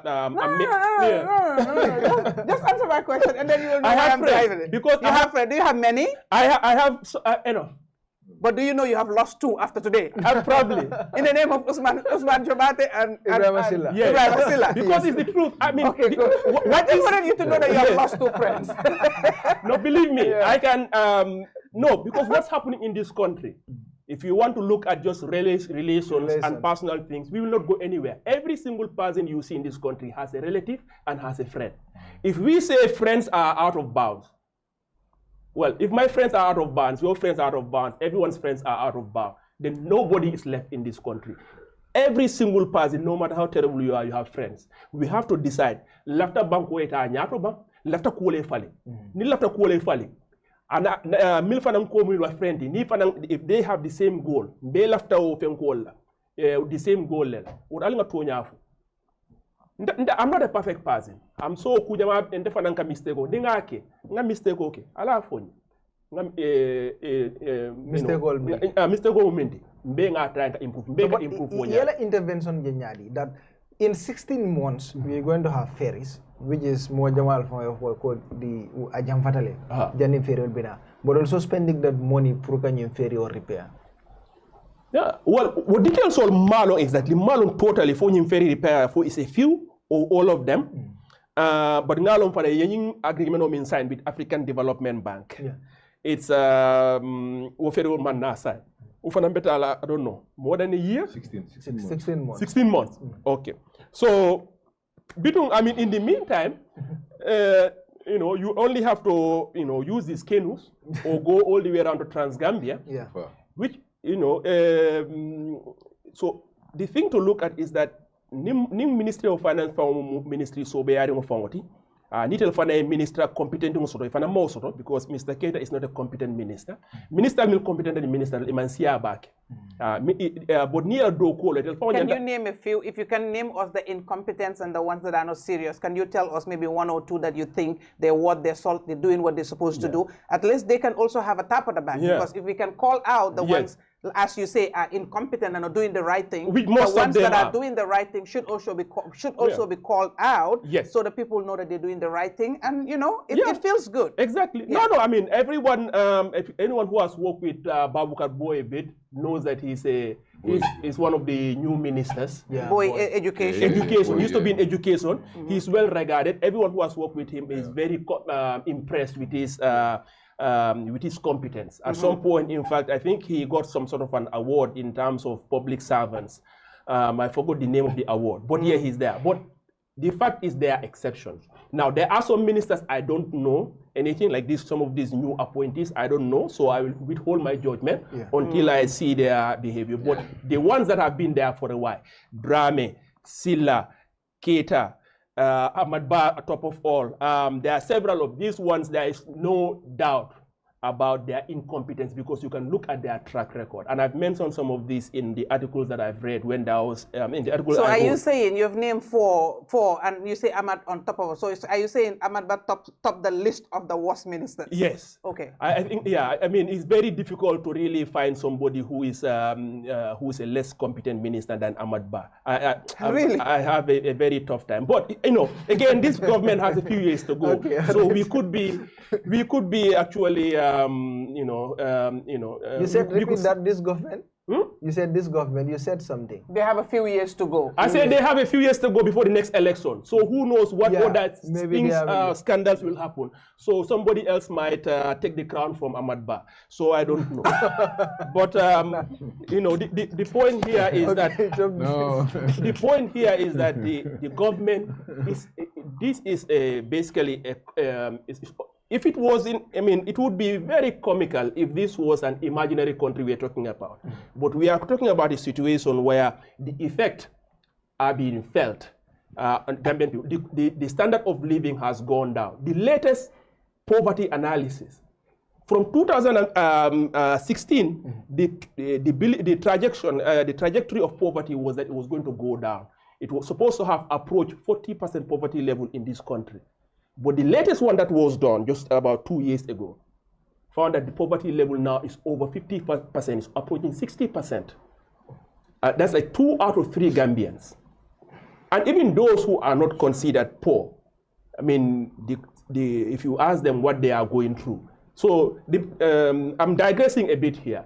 But the reason I'm talking about competence is that if you look at agriculture, if you look at every sector, even the transport section they are talking about, where they are saying that they are building roads and electricity, it makes no sense. Right now, I went to Basse and Fatoto. Do you know how many days it takes now in Fatoto for a fridge to form ice? About 3 days during this last Ramadan. Why? Because the government, even with the electricity expansion, they have no plan. There is a plan that is not matching, the expansion in distribution is not matching the generation capacity. So what you have is low voltage. Yeah. So they just want like wires to be running through every village, but how those villages will actually get the electricity they need, they have not given that enough thought. Okay. The roads here you see, this Battle Harding Highway, we all know the disaster that's there. Of course, it's an improvement over what we had before, but we should be thinking about what should have been possible. The design. Look at now, they are amending sections at the Bijilo Johnson in Mariamakunda. A government that is supposed to do that is doing what they're supposed to do should have had a plan to begin with. You shouldn't have to go after, building a section before you finish. You are, breaking that apart to do a roundabout that wasn't part of the plan. So this road itself, I'm sure the government is going to come, and present it as a massive success. But if we sit down and think about what should have happened, this would be, justifiably, regarded as a failure. The same thing in electricity expansion. Of course, the village that never had electricity before will be happy to have a connection, maybe a few kilowatt hours a week. But that if it's done in a certain way, where there's a clear plan about saying what are our energy needs, where are our centers of industry, that we should prioritize first. Mr. Gajigo, let me complain. I'll come to you. That should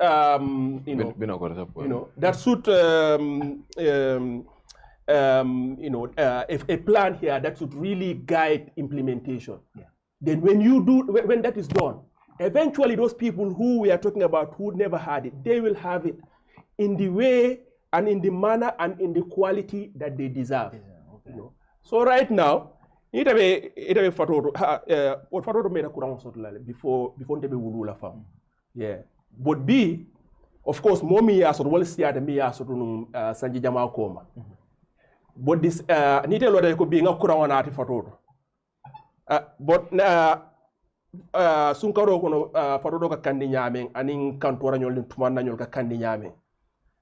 Nie joke la firjo kono because of an unplanned expansion.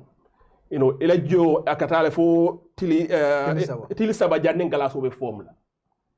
O kola masakunda be lorin jay be podin ne ba fula mole ko ngani nit ñi leke waate ite be min keka quality ñim ponti. So all right. So now let me just be a devil's advocate here for a minute, right? Yes. You had repeatedly said, Ousman Jobate is your friend, and Ibrahim Silla, they're your friends, right? Because all of them, they were because friend is a very, very, big description of an individual. And li ci bari ñun dañ dé mistake nit ki mën na am mom interaction rek nga def suma xarit la suma friend.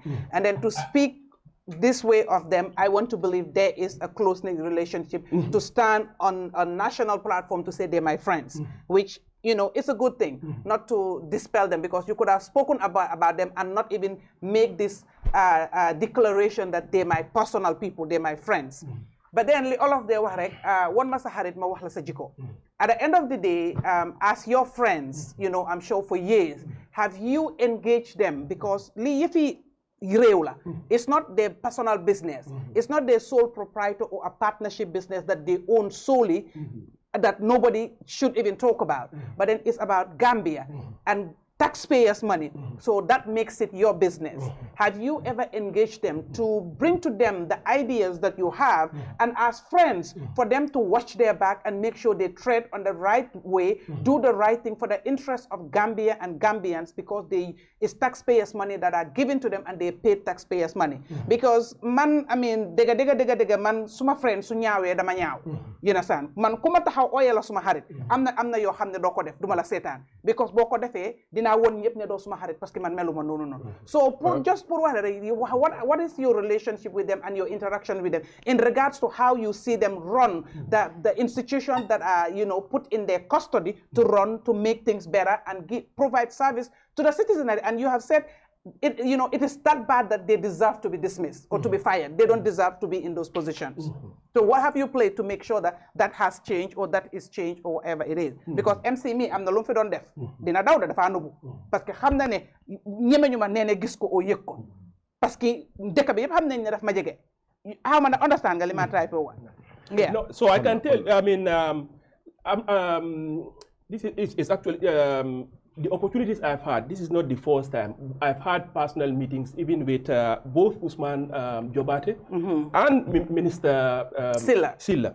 Now, when I criticize, I don't try to go and say, oh, because you are my friend, I'm going to just call you and give you a personal advice. Or maybe like the friend is not the right word, you can say acquaintance or something. Once you are occupying a public office, and that public office comes with public responsibilities, when I'm criticizing you, I will do that publicly. And this is not the first time I have criticized Ousman Silla. On this very network, in an interview with Fatu, when the minister first talked about building a bridge from Barra to Banjul. Have you criticized him on a different network? Have you ever criticized on a different network? Because I don't want them to say it's only this network that gives you platform to criticize them. So let's be careful here also. You understand? Yeah. Please, make sure you do it on any network that you have an opportunity to talk. If they will have me. To be fair, please. If they will have me. I have also, I've been in settings where I've told Mr. Silla about some of the things they are not doing very well. And one of the things I did was at a workshop at Coco Ozone. I pointed to him actually pictures of lack of maintenance. And that one was attended by many MDs and some ministers. I pointed to him about the lack of maintenance that they are not doing at the Trans-Gambia Bridge. This was a bridge that was funded with almost 100% grant money. There was no loan to pay back. So, and the government is getting tens of millions of dollars per month, and nothing is put aside for the maintenance of that. One time when I was writing about how wrong it was for the government, for GPA, to actually go and give money for the building of a police station in Mankamangkunda, I went all the way to Ousman Jobate's office, face to face in his office, and told him how wrong it was. And that I'm going to write an article about it. And that article appeared in The Voice, appeared in Kerfado, and other things. So if I'm going to talk about Did he accept that that was wrong? No, first of all, Mr. Jobate was there at that very moment pretty much just to say that he was doing what was agreed at a higher level. So in a way that he has no control over instructions, and then he implemented. So I don't care whether he doesn't need to accept whether it's right or wrong. What is important is I tell him the truth. Yeah, it's not my responsibility to get him to accept the truth. It's my responsibility to fire him or to force him to resign. That is his own personal accord and the people who have put him there. Which is why I say the responsibility here, in terms of taking responsibility, should be at the level of individual themselves or the people who they are subordinate to, who can ask them to either resign or fire them. So, Doctor, about the bridging Banjul Bar, is there any possibility to for Nying Sikeno as part of the solution? No, it's possible. The question is it realistic in a short time period? Okay. No, let's give an example here. The Trans-Gambia Bridge. The project was first identified in the ADB between 2010 and 2011. You know, then there were, it was prioritized as part of a regional project. It came from allocations from Gambia and Senegal. The negotiations and everything took until around 2015 before the construction started around 2015. So, and it took about 3 years of construction before it was done. So let's think about that. And it was opened officially when? Yeah. 2019? So basically almost 9 years. And that bridge is only about 2 kilometers wide. The cost is only about $95 million. Now, let's come to Bara Banjul. By the way, a bridge between around this part will not actually be from Bara to Banjul, but will be from around Mandina Ring to the opposite part. By Bara? Yes, not Bara, but directly north of Mandina Ring. Yes. Because it's shorter? Well, no, you cannot do, if you want to do Bara to Banjul, it will be too expensive because the port is inside. The bridge would have to be raised very high. Oh, okay. So to allow container ships to go, when you raise the bridge, we don't want the situation of the Baltimore. Baltimore, exactly what happened in Baltimore to happen. You can do it. It will just be too expensive. Like a bridge, extending it horizontally will increase the cost at a far lower rate than extending it even a bit higher. So if you measure that distance between Mandina and over, you're talking about at least 7 kilometers. Just to give you an idea, per square meter of the bridge, that bridge from Trans-Gambia is $4,000 in dollar amounts from about 9 years ago. It cost about $4,000 per square meter. A bridge that is going to be built from Mandina Ring to around that part is going to be about 7 meters, and you have to have 2 lanes because you can't have that slender bridge. So you're talking about something at least 25 meters wide, 7 kilometers long, 25 meters wide, and substantially raised because you don't want to kill future navigability of the river. That was one of the constraints in Trans-Gambia. It has to be raised at least 15 meters so that bigger boats and barges would have any trouble passing. But that constraint would even be higher here. What I can tell you is that going by a rough calculation based on information I have on the cost of similar bridges, a bridge from Mandina Ring going to North Bank will cost nothing less than $2 billion. That would be that is higher than our total GDP. Now, let's think about how, something that is like even the size of our budget, imagine how long that will take us. First of all, it's not going to be an exclusive government undertaking. It's going to require some government-private partnership, and you're going to require some participation by maybe not only international commercial lenders, but probably some development partners. There will be a lot of work involved.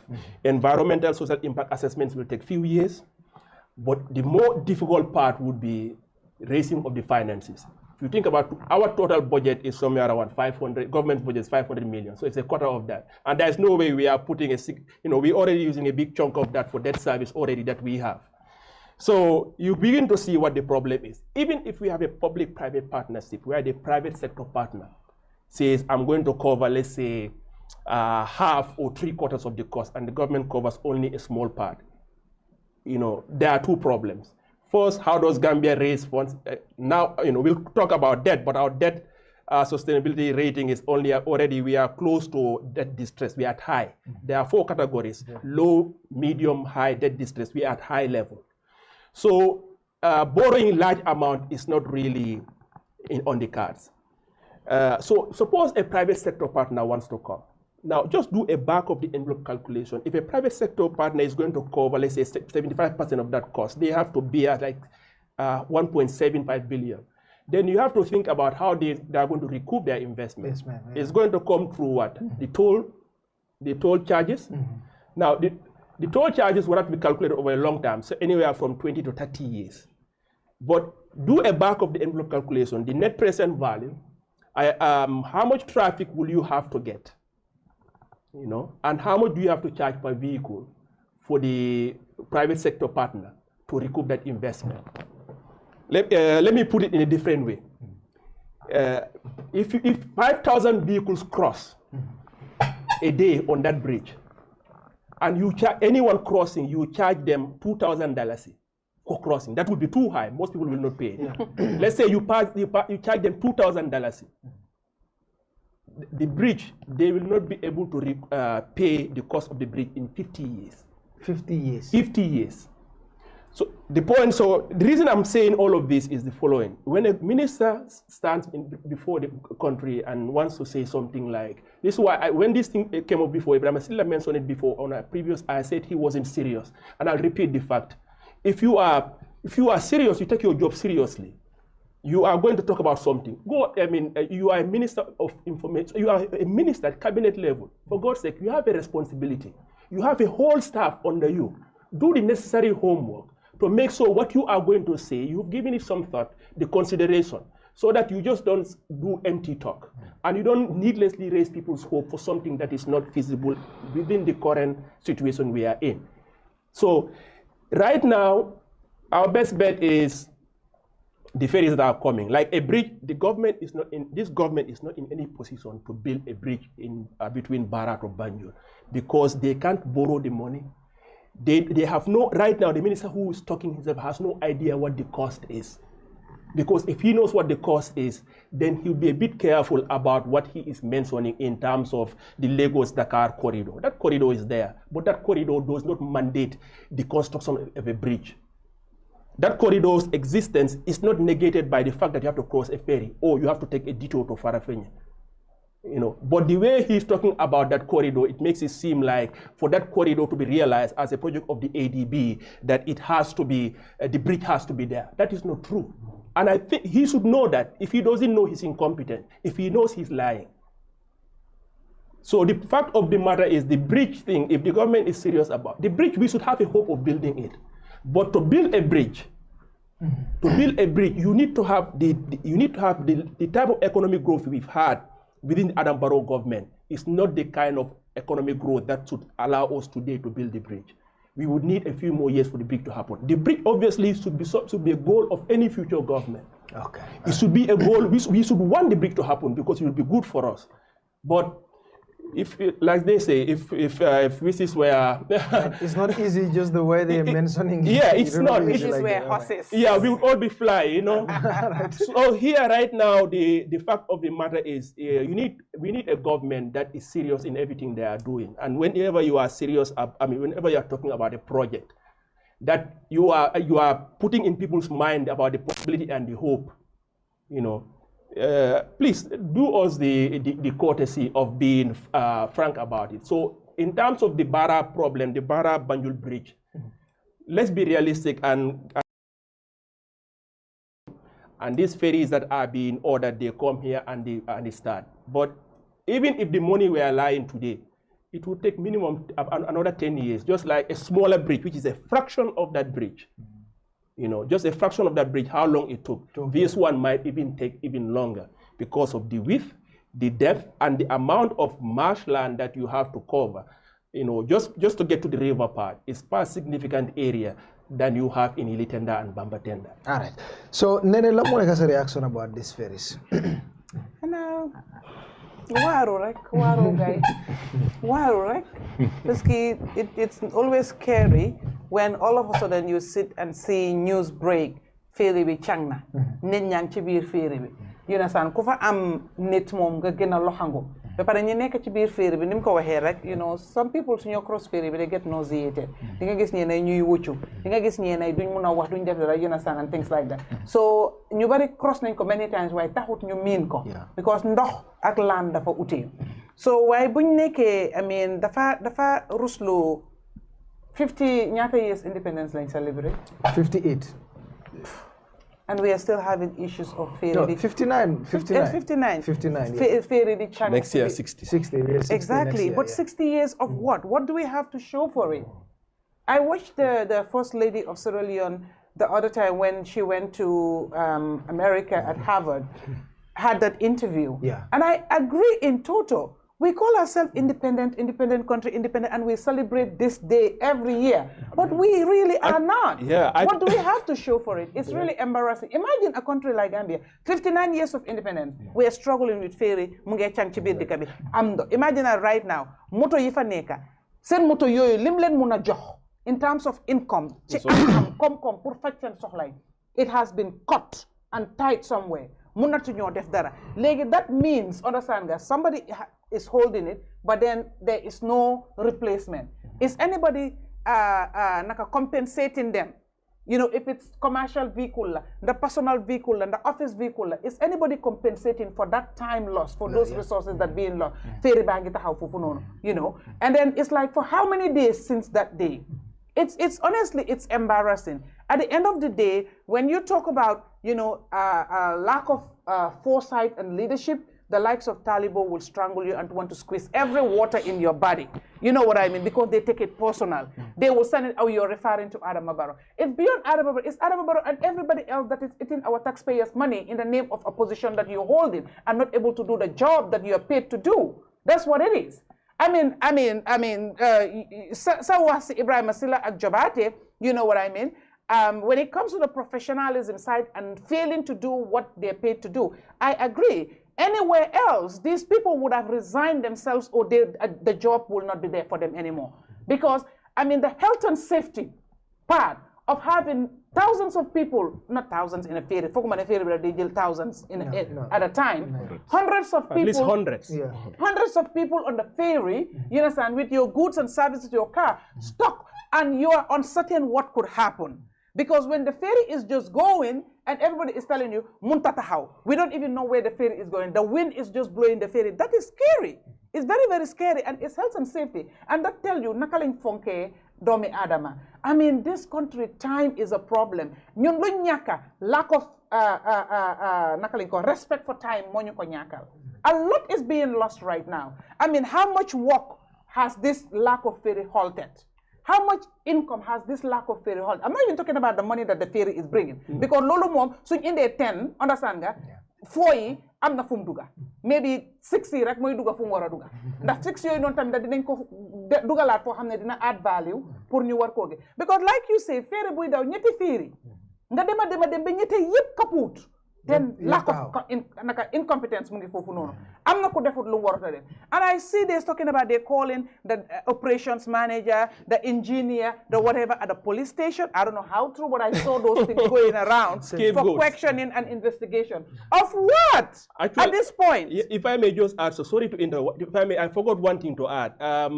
What is the regulatory body for that's supposed to look at utilities and other things? Is it supposed to be Pura? Who is the head of Pura now? Njoguba. Who bought the last ferry that was never even used? Njoguba was, during Jammeh's regime, the ferry that is standing on the side that was never used because it wasn't compatible with our embankment. The person who was involved in purchasing that ferry during Jammeh's time was Njoguba. And now it's quite fitting that that individual now is the head of the regulatory body that is supposed to make sure that public utilities are operating the way they're supposed to be. So, going back to your, does anyone have any hope that things will change? That ferry is standing there still now. It was never used. Yeah, I remember that ferry. Yeah. Can I get my share of the country, please? I'm calling it quits. So this is the person Adam Barrow thought is the person now we should bring to regulate. Okay, all right. Nene continue. Buba, honestly, I'm done with this. All right, MC. Jere Buba.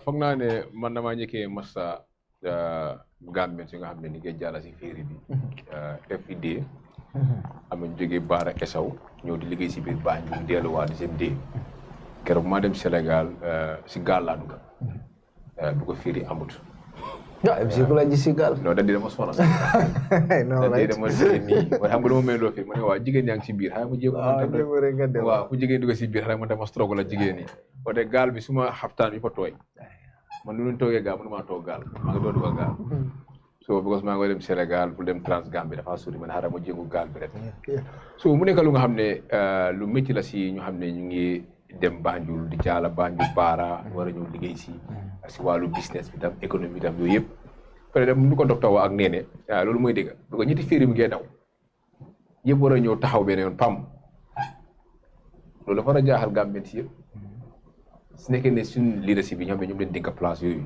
ni ngay def liggéey lu ko war at least benn muy dem waaye si benn bi nga ko maintenance mu am nga xam ne comme nga xool time mu dem ak time nga minimiser seen time si loolu yëpp moo war a am boo raay naa fu mu nekk nii léegi dëkk bi kenn mënut a jàll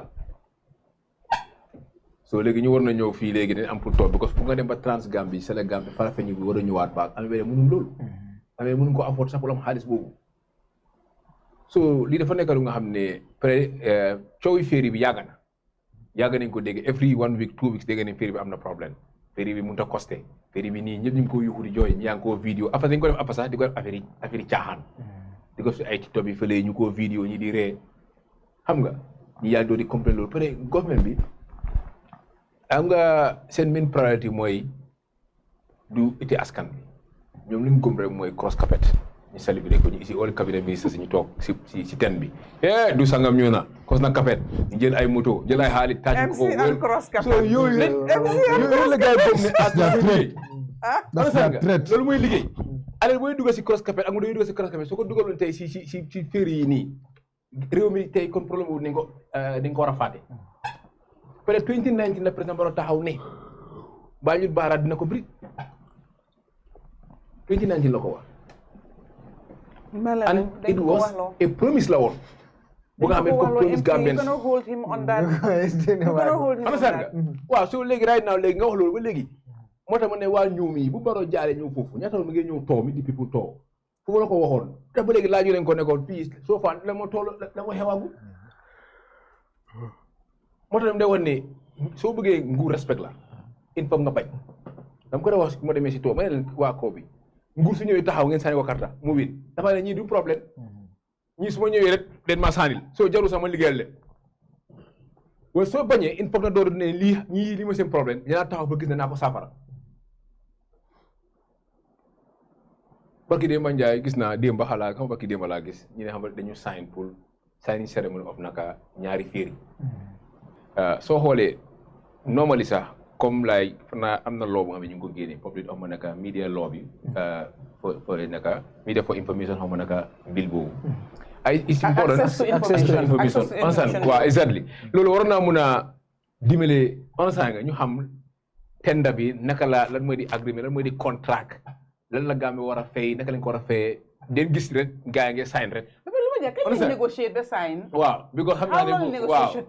So mo am rek ñu ne waa nen because man ma gëm ne lu mel ni signing ceremony need law pour all media bi o naka media is important but nga all minister si o ñëpp ñu xam ne ñoo war na protest sax nga boole si gars yi dañu ñëw pour fekkee signing ceremony foog naa ne si nekkoon ne ni ngi hand over naka xëy na féeri baa ñëw ñu ne waa dañ ko commission si yooyu boobu jot na fekk nga invite everybody ñoo ne lii moom féeri bi es baa ngi ñu gis ko bon nga xam ne 16 months la pero normally ni dañ war a xam lan mooy details of naka contract bi di Gambie si dañ ko war a xam loolu ñëpp ko war a xam all the media house bu fa nekkoon démb ba yëpp kenn mënu laa wax ne am nañ document boobu lu ñu gis rek sign lañ gis so foog naa loolu pour transparency dafa war a am foog naa lii di lu happen si nag secret xaalis bi ngaa jox journaliste am di same moo xewaatam so foog naa ne ñun Gambie problème boobu ñu ko am fu mu nekk nii peut-être système change leen waa lu fi xewoon waru fi xewaat ba tey gis nañ loolu mu ngi xew and yéen media am ngeen right pour loo bi pass nañ ko pour dem nga information dañ ko war a xam naka ñaar la Gambie war a fay naka lañ war a fayee ak naka la war a mën a ñëwee si réew mi loolu dañ ko war a xam. thank you so much. waaye xoolal gis nga MCA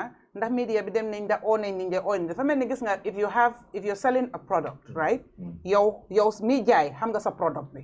lan la te xam nga product boobu noonu ñan ñoo ko jëfoo. xam nga naka nga koo jaayee gaay pour ñu jënd ko. Okay.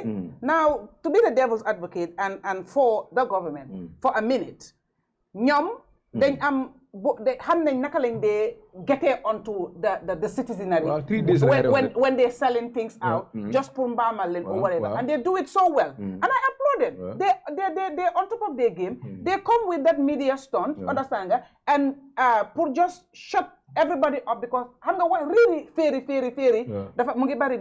So they will come with that media stunt and shut everybody up. Everybody, okay, you know what, Ferry, why you get in the air, and they do it very, very well. It's the people that they keep on doing that thing over and over and over. It's about time we wake up, you understand, and stand up to those things and know enough is enough. We know when it's green, we know when it's white, and when it's walks like a duck, sounds like a duck, it's a duck. How many Chowi Gambia is 3 days? And exactly. So I don't blame them. They're doing what they're supposed to do very, very well. Nari aksono menti. Wolom nyindi kadia moka wafeara. Baraka kebaroke. Wolom kotu me alon kwa kumata bake. Mosi sidra e mira. Nintela mbenye kala. Bar nabe si wo sira onkam. Ani molle be do kola. O do kola kola yabe nyame. Woni kadiyam drong o kola o faratale. So mbe même fola mole wala ya lon d'accord tan nga mol jele ka baro criticize sign e joint a baro la bari maje ye fenke very good sign be ko me fokan maje be menke kan sign ko be sone ya wala tan ni mandar ko aka kole ale exactly sign ni o so sign membe je wala nyum man sa kunda nyum feri ko ye molla sula ko lonne bake adu miro le bebulu kaje ka foko wo ko le sort out comme docteur Afoja Nyameng Gajigo woram nyinti ko nyanta Ibrahima Silla baylale nyanta jobate fanam baylale anyway o mala opinion lati yo bar niya ko ay man tar tonya fo kan nde ko be tonya fo kan because ala mira ko le nat ko expertol natale ye commande na pour na investigation okay ye ko nyanta kala Nyameng ya foye ni sano yake ni tano la yake man sakunda katama miraron so no mol nata jang yafo wonyanta diala banko dingbel ya understand yo man sakunda be do ko ke kan nyamen wolom nyindi ko lulu woti jang isan soti jang soro lemu namo lemu ya fam anin kan donto ngam fantar wala ko yin man sakunda wala keta so no be kekat mira ko nyimbita kan dankan no adum nyim man sakundal pour ye sobe ya mfawon ka fa nyame karin kar nyenda karandale ay banko samba karandale be wulla ye tawsit ye politiko ke wala mu doctanol fawon si falti bari ni te ko to dunna politiko kono ite karandale ite fale ndiro ke nola because do be karto fa kam fa o fa man karan ate kam moji be dura nyaada na la kafta no ani abuda patio men kono wala abarimbe patio men kono wala fandimbe patio men kono ka wuru wala nasi karle mu nyinti bar karanal wala nyanta wulla kaje ko kawo kuul kacha mole comme docteur non sifal be nyame ye funti ye law ye advocate comme abe nyim même fo kanteng na fota farodo bi ako farodo de alla nyin kura men fele de low voltage lam ay farodo ko lamoy ba farodo ko ka carte fata wuluta jel yaji be nin carte fa sita fo be carte fa le fo de carte fa le ni man carte fa woto farodo ko laki automatique ya on sa yo signing ceremony me ngim ba fo kanteng hande gambia bele nati ya wo bedata le bayla hamme kola o manke tanat i telephone ya amam me baake i telephone damam be kordale bi kan nyola ye fam ku man itata sita je ye bulo ko sunyo addu be nyodo do kan kordal la e kordal le say faye wo manke tanat ha no batu drum ngam han over bobu de ko sen wa mo han ko wala o jox ni ngay kedi kedi telephone ko signing ceremony ko ya nge sign ha me mun na do stakeholders ferioto sefol alkalol kumandaw yolle kumande wodula do to ben office bu ndawre sign do so manke tanati ka dande molla ko kida faro men balla comme nene ya fanya men kida faro men balla wo kida faro ndel fanna concern molati ay kelan kene moti foyte ma fo jama foyte ma mera ko kida faro le ha kida faro le wala men sayte wala atnande sote la kumoka modol bije ik jole farat ya bere ferite sodola because dole fana ba fule ferite sodola kotak so ni yo fo man sakunda ma ba to ku yakal anda bala mi da kol ke ka bala kata kol ke ka kunta kinte be pare la atemela okay no bodo je kan life fana bina private company fana ba kan ye ministry wol fana na feri wol binale nol na feri ko man sakunda wol tan okay so they are private company that are going to have terminal infinity bela terminal lo kan just if you are entering in Banjul So man sa kunda be nyim kol be ke kan. Bari tonya. Which company is that? Ngamra Gambia CPR, something like that nature. But private phone call lomu you only nibe phone call lola kai, then which means that is a done deal. Yeah, it's a done deal. Nita hansa nita moment call agreement hani mang agreement to kije bar ni ade ye phone londi Gajigo amul fende mum fe government mimbe bulu wala mi Ferry ko minister phone le yafo Gajigo bari be minna so mol ma ko minister waxe mol watani harit dede signing ceremony ayo fo jele okay at the signing ceremony ako mun wala Ferry wala kana ako ninga ni signing kete 16 months be feriol binala be alon ko man sa kundala yo nati African Development Bank wolle so dola don to found bo sanna feri fulanjaw bara ay ñi tan fana private company yadi wol fana la wolle be la terminal lo ka wol do but then it's misleading. Wait, it's misleading because it's misleading because I see NPP media, whatever, they show that thing every time. Government, the ferry terminal is in progress, almost done.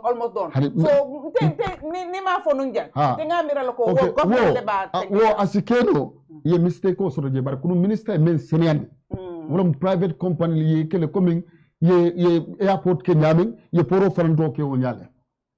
So ñine be ko ñini kono man sa kundala miro lam ñinti ko mon la bata ay bo bari baji ka falewne fana ñanta dar la man sa kunda kono ni be do ko la man sa kunda kono itam vallile te ba itam musale te ba itam fatulati hande mo ma foy ko ñanta ñin kele te ñanto kele because you are there for people ike jole kana adama baro jibe wala ka kele president ni ma ke nge bondir ñala fana bije minister o kay bondir ñala bije wala nan ko ya jamme akijande yin banku din kilim ya to kuya ika kasafi mulkan abai puka faya yola fidan bar bira bo je tuma me kilim le ka fay ko ni ya jamele bidan no wala atnan dika karam mola kula kuma ta bake imaje iko tinyaro kada damen mel be ko ni kunna ye kuma di prete kacandi police station asikeno man say kuma dole moy differently ye bay si bir ibe kisikisika natre ko itellele ya kos kafu ko ñing ila négligence lam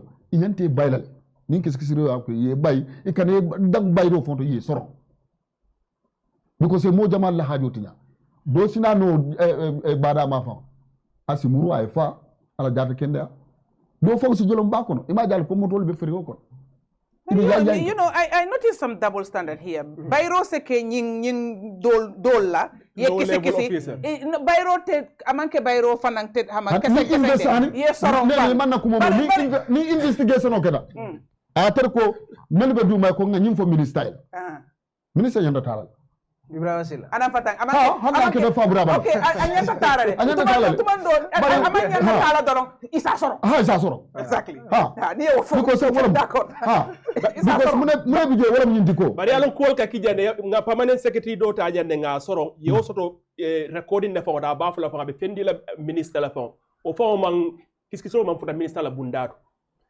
banjata da la kare dantan kije ya bula e ko ya pardon for some health reason wo be luwale kono o fana be luwale kono mol men yalon ko be prison al mamol bijele christian nyaton ko bijele prison fona ke bal bije ka harama dum la ko jibe ila kuwo ani la jata kenda man pardon nyina ko be min fogan ko min ne fa ne fode ibe mil kisikisi kan ni momil kata dula ni monni wal mi yan ko manke e man place kumaro kata kabin bengo diplomatic saga fana kede diplomatic passport problem fana kede ji ya man sa kunda kisikisi roke ata samba luwa bundala to kodi luwa bundala ka kito kundu tamoti luwa bundala ka kito kundu so ida fo won president buka mo wo sifa ke mola luwa kundu dula talibo jane commission ya samba luwa bundale to jumale e decision ota jane commission ya samba debite bula jane commission debito bi ngole mo pardon sai ni atre ko o me pardon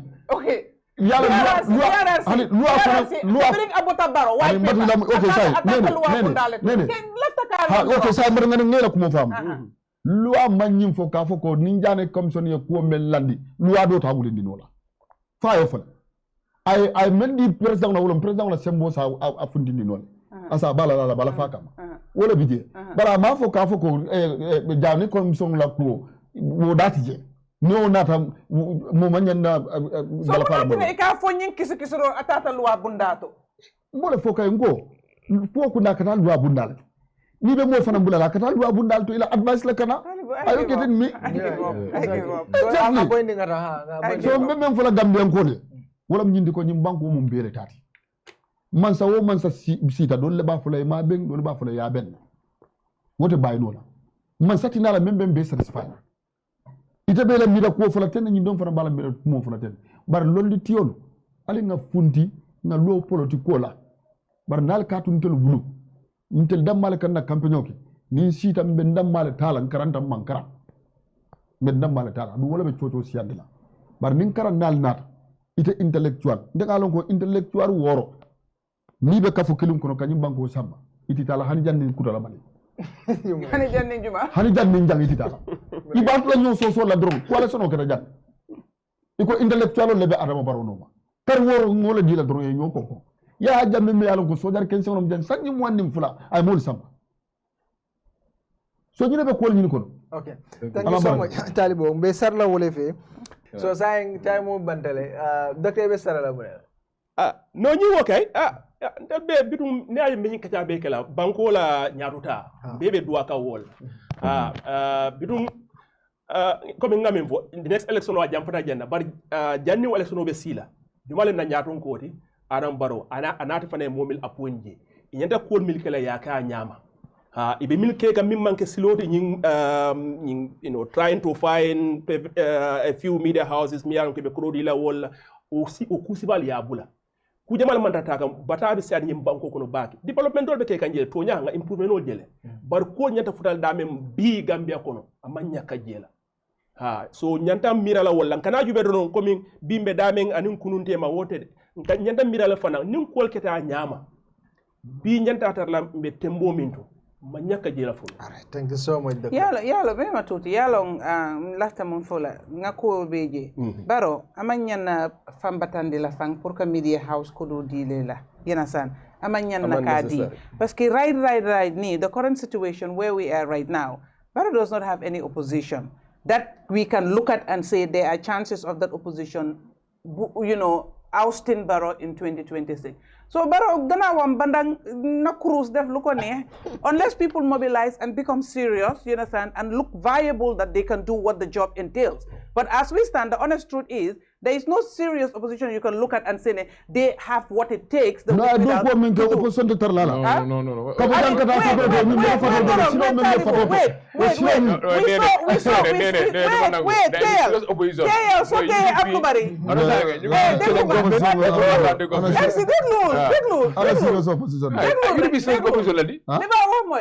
My party.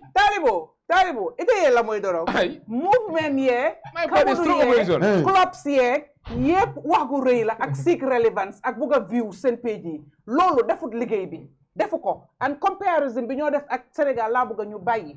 Because du benn nuroowul parce que Sénégal seen nit ñi ak suñ nit ñi duñ benn fi ay nit yi intérêt fi nekk ku bëgg a xew rek nga jóg ne dama bëgg a génnee baro te fekk ordre la génnee baro nekkut sa xol bi bu la baro oyoon fii nii kon na la tuuti wax nañ ne dafa am ndox boo xam ne buñ la ko joxee nga naan rek yow moom dem nga state house loolu wax nañ parce que de rate bi nit ñi di tourner di rate bi nit ñi di twisté dafa gaaw di mënta nekk jaama yéena san ñii dem ba pare da ngaa gis ne ñii play double standard su demee si baro mu jox leen xaalis ba pare ñu ñëw toog di wane ne ñoom ñu ngi oppose baro opposeuñ ko parce que bu loon oyoon doole leen dinañ ko jëlaatin so nit ñi ñoo war a serious ñu may ñu jàmm baro mu ngi def li mu war a def understand nga te buñ oytuwut baro dina taxawaat billionaires bi yaay jëme doon wax moom dina dem 7 billion years because we are not serious we don't look at ourselves and we are tired of this let's look at interest of the country na nit ñi pare pour dee pour ñeneen ñi njëriñoo one has to die for a lot of people to benefit waaye ku nekk ngi bëgg a ride on the horses the chariot and whatever kenn bëgg ta def léegi dañu rëy ak wax bari movement yeeg kabudu yeeg clubs yeeg dara du dem dañoo sonal seen bopp nañu dimbale ay walu ne talibo de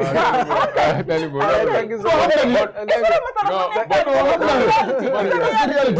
we have a serious opposition this in this campaign country. of views and viewership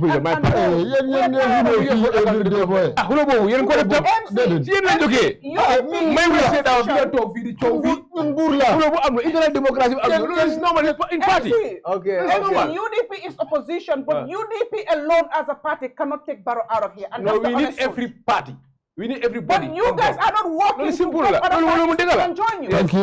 Even the incumbent, even the ruling party, we need other people to support. Of course. Even the ruling party, we need people to join more. Why the opposition? No. But UDP have the best. Okay. Barjal convention nan nako. UDP Barjal convention. Non la. So demee si dabo den la ko dey jox. So na ne rek Of course, ngal tentu kal jay bake mo be kerfatu jube kanum ba falale ko ngine sotale bi on the Grand Bantaba programme to ngan sponsor tentu ke jay bake smart GSM technology milalon ko be tabo ko to nice building alsi tarano ye ka mobile sifal bele wafi bar alsi tarano fanan talending opposite fabaka to monjare la cordato aning late kunda bambo gara soro alsi tarano base opposite di so wala eco bank balaji alsi tarano ker find faranga eta cordal sanje cordal soro locational beto ila nambal be tarabare kan screen o duma ka cordalo fanan kele na tra kinek kan sama be bulu wala alsi tarano mfh group mi alon ko LG ning suñu ker be beto le ko wala ta electronic bagage sol sanje surtout ele tabet lam bagage sol mi be bagage sol leti mi alon kan si bagage kende mal sotono je na technician on Charles Elvis Gom of course Lamin Diallo Mamin Gom aning Sire Drame to le muta masigol ni camera to kunke foni murtanale arjumana ala baraka.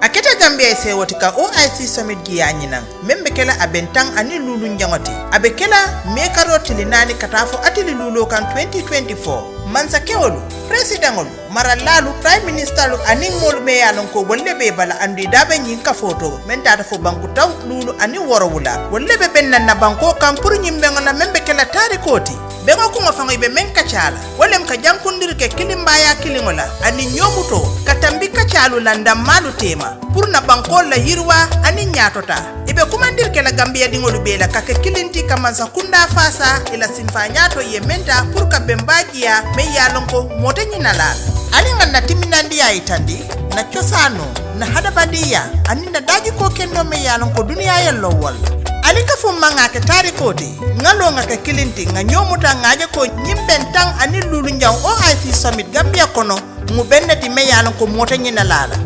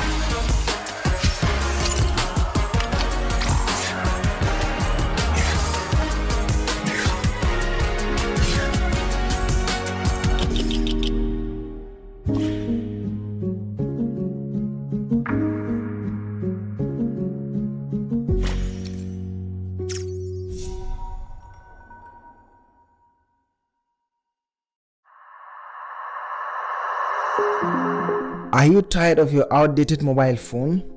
Are you in search of the latest and most advanced mobile devices available? Look no further. Welcome to Smart GSM Technology. your ultimate destination for all your mobile phone needs. At Smart GSM Technology, we take pride in offering the widest array of cutting-edge mobile phones on the market today. Whether you are an Android enthusiast or an Apple aficionado, we have the perfect device for you. Our dedicated team of experts is here to assist you in finding the ideal device that fits your lifestyle and budget.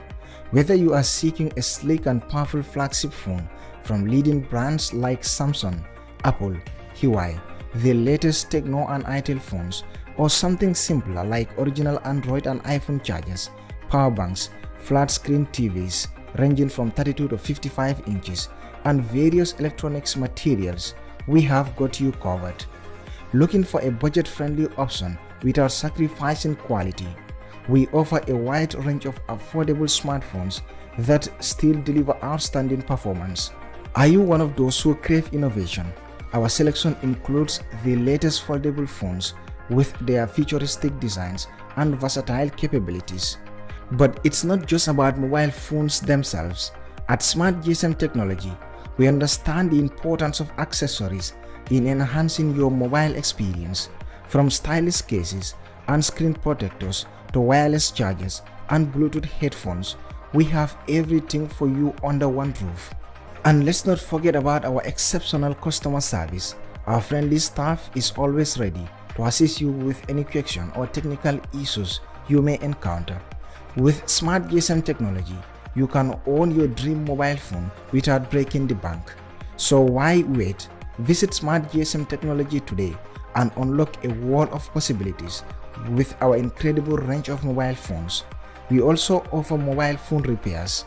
You can find us at our main branch at Tabokoro Nice Building, as well as locations in Talending, opposite Fabakari Tombonjara's compound, Latrikunda at the Bamboo Garage, and Base beside the EcoBank.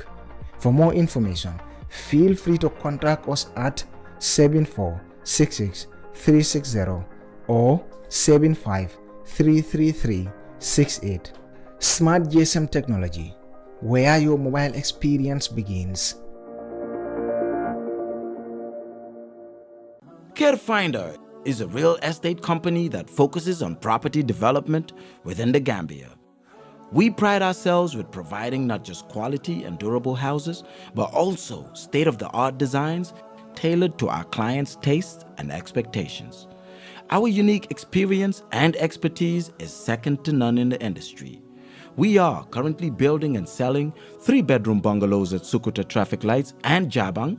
We're also building and selling 3-bedroom story buildings at Sukuta Paradise. Other sites are also in the pipeline. With CareFinder, payment options are available. With just 40% deposit, you can get your house started. For more information, contact us on 329-5188, 727-0049, 709-8418. You can also check us out on Facebook and Instagram at CareFinder. With CareFinder, you are assured of a secure investment. Introducing Send Safe Finance, your fastest and safest way to send money. You can now send money to your loved ones from USA, UK, and Europe to the Gambia. Pick up from our countrywide locations, and guess what? We're open for business every day, even on bank holidays. Download the Send Safe Finance app and enjoy other services including bank deposits, cash for our purchase, mobile top-up, and many more. To get started, visit our Play Store and download our easy-to-use app. Available on all Android and iOS devices.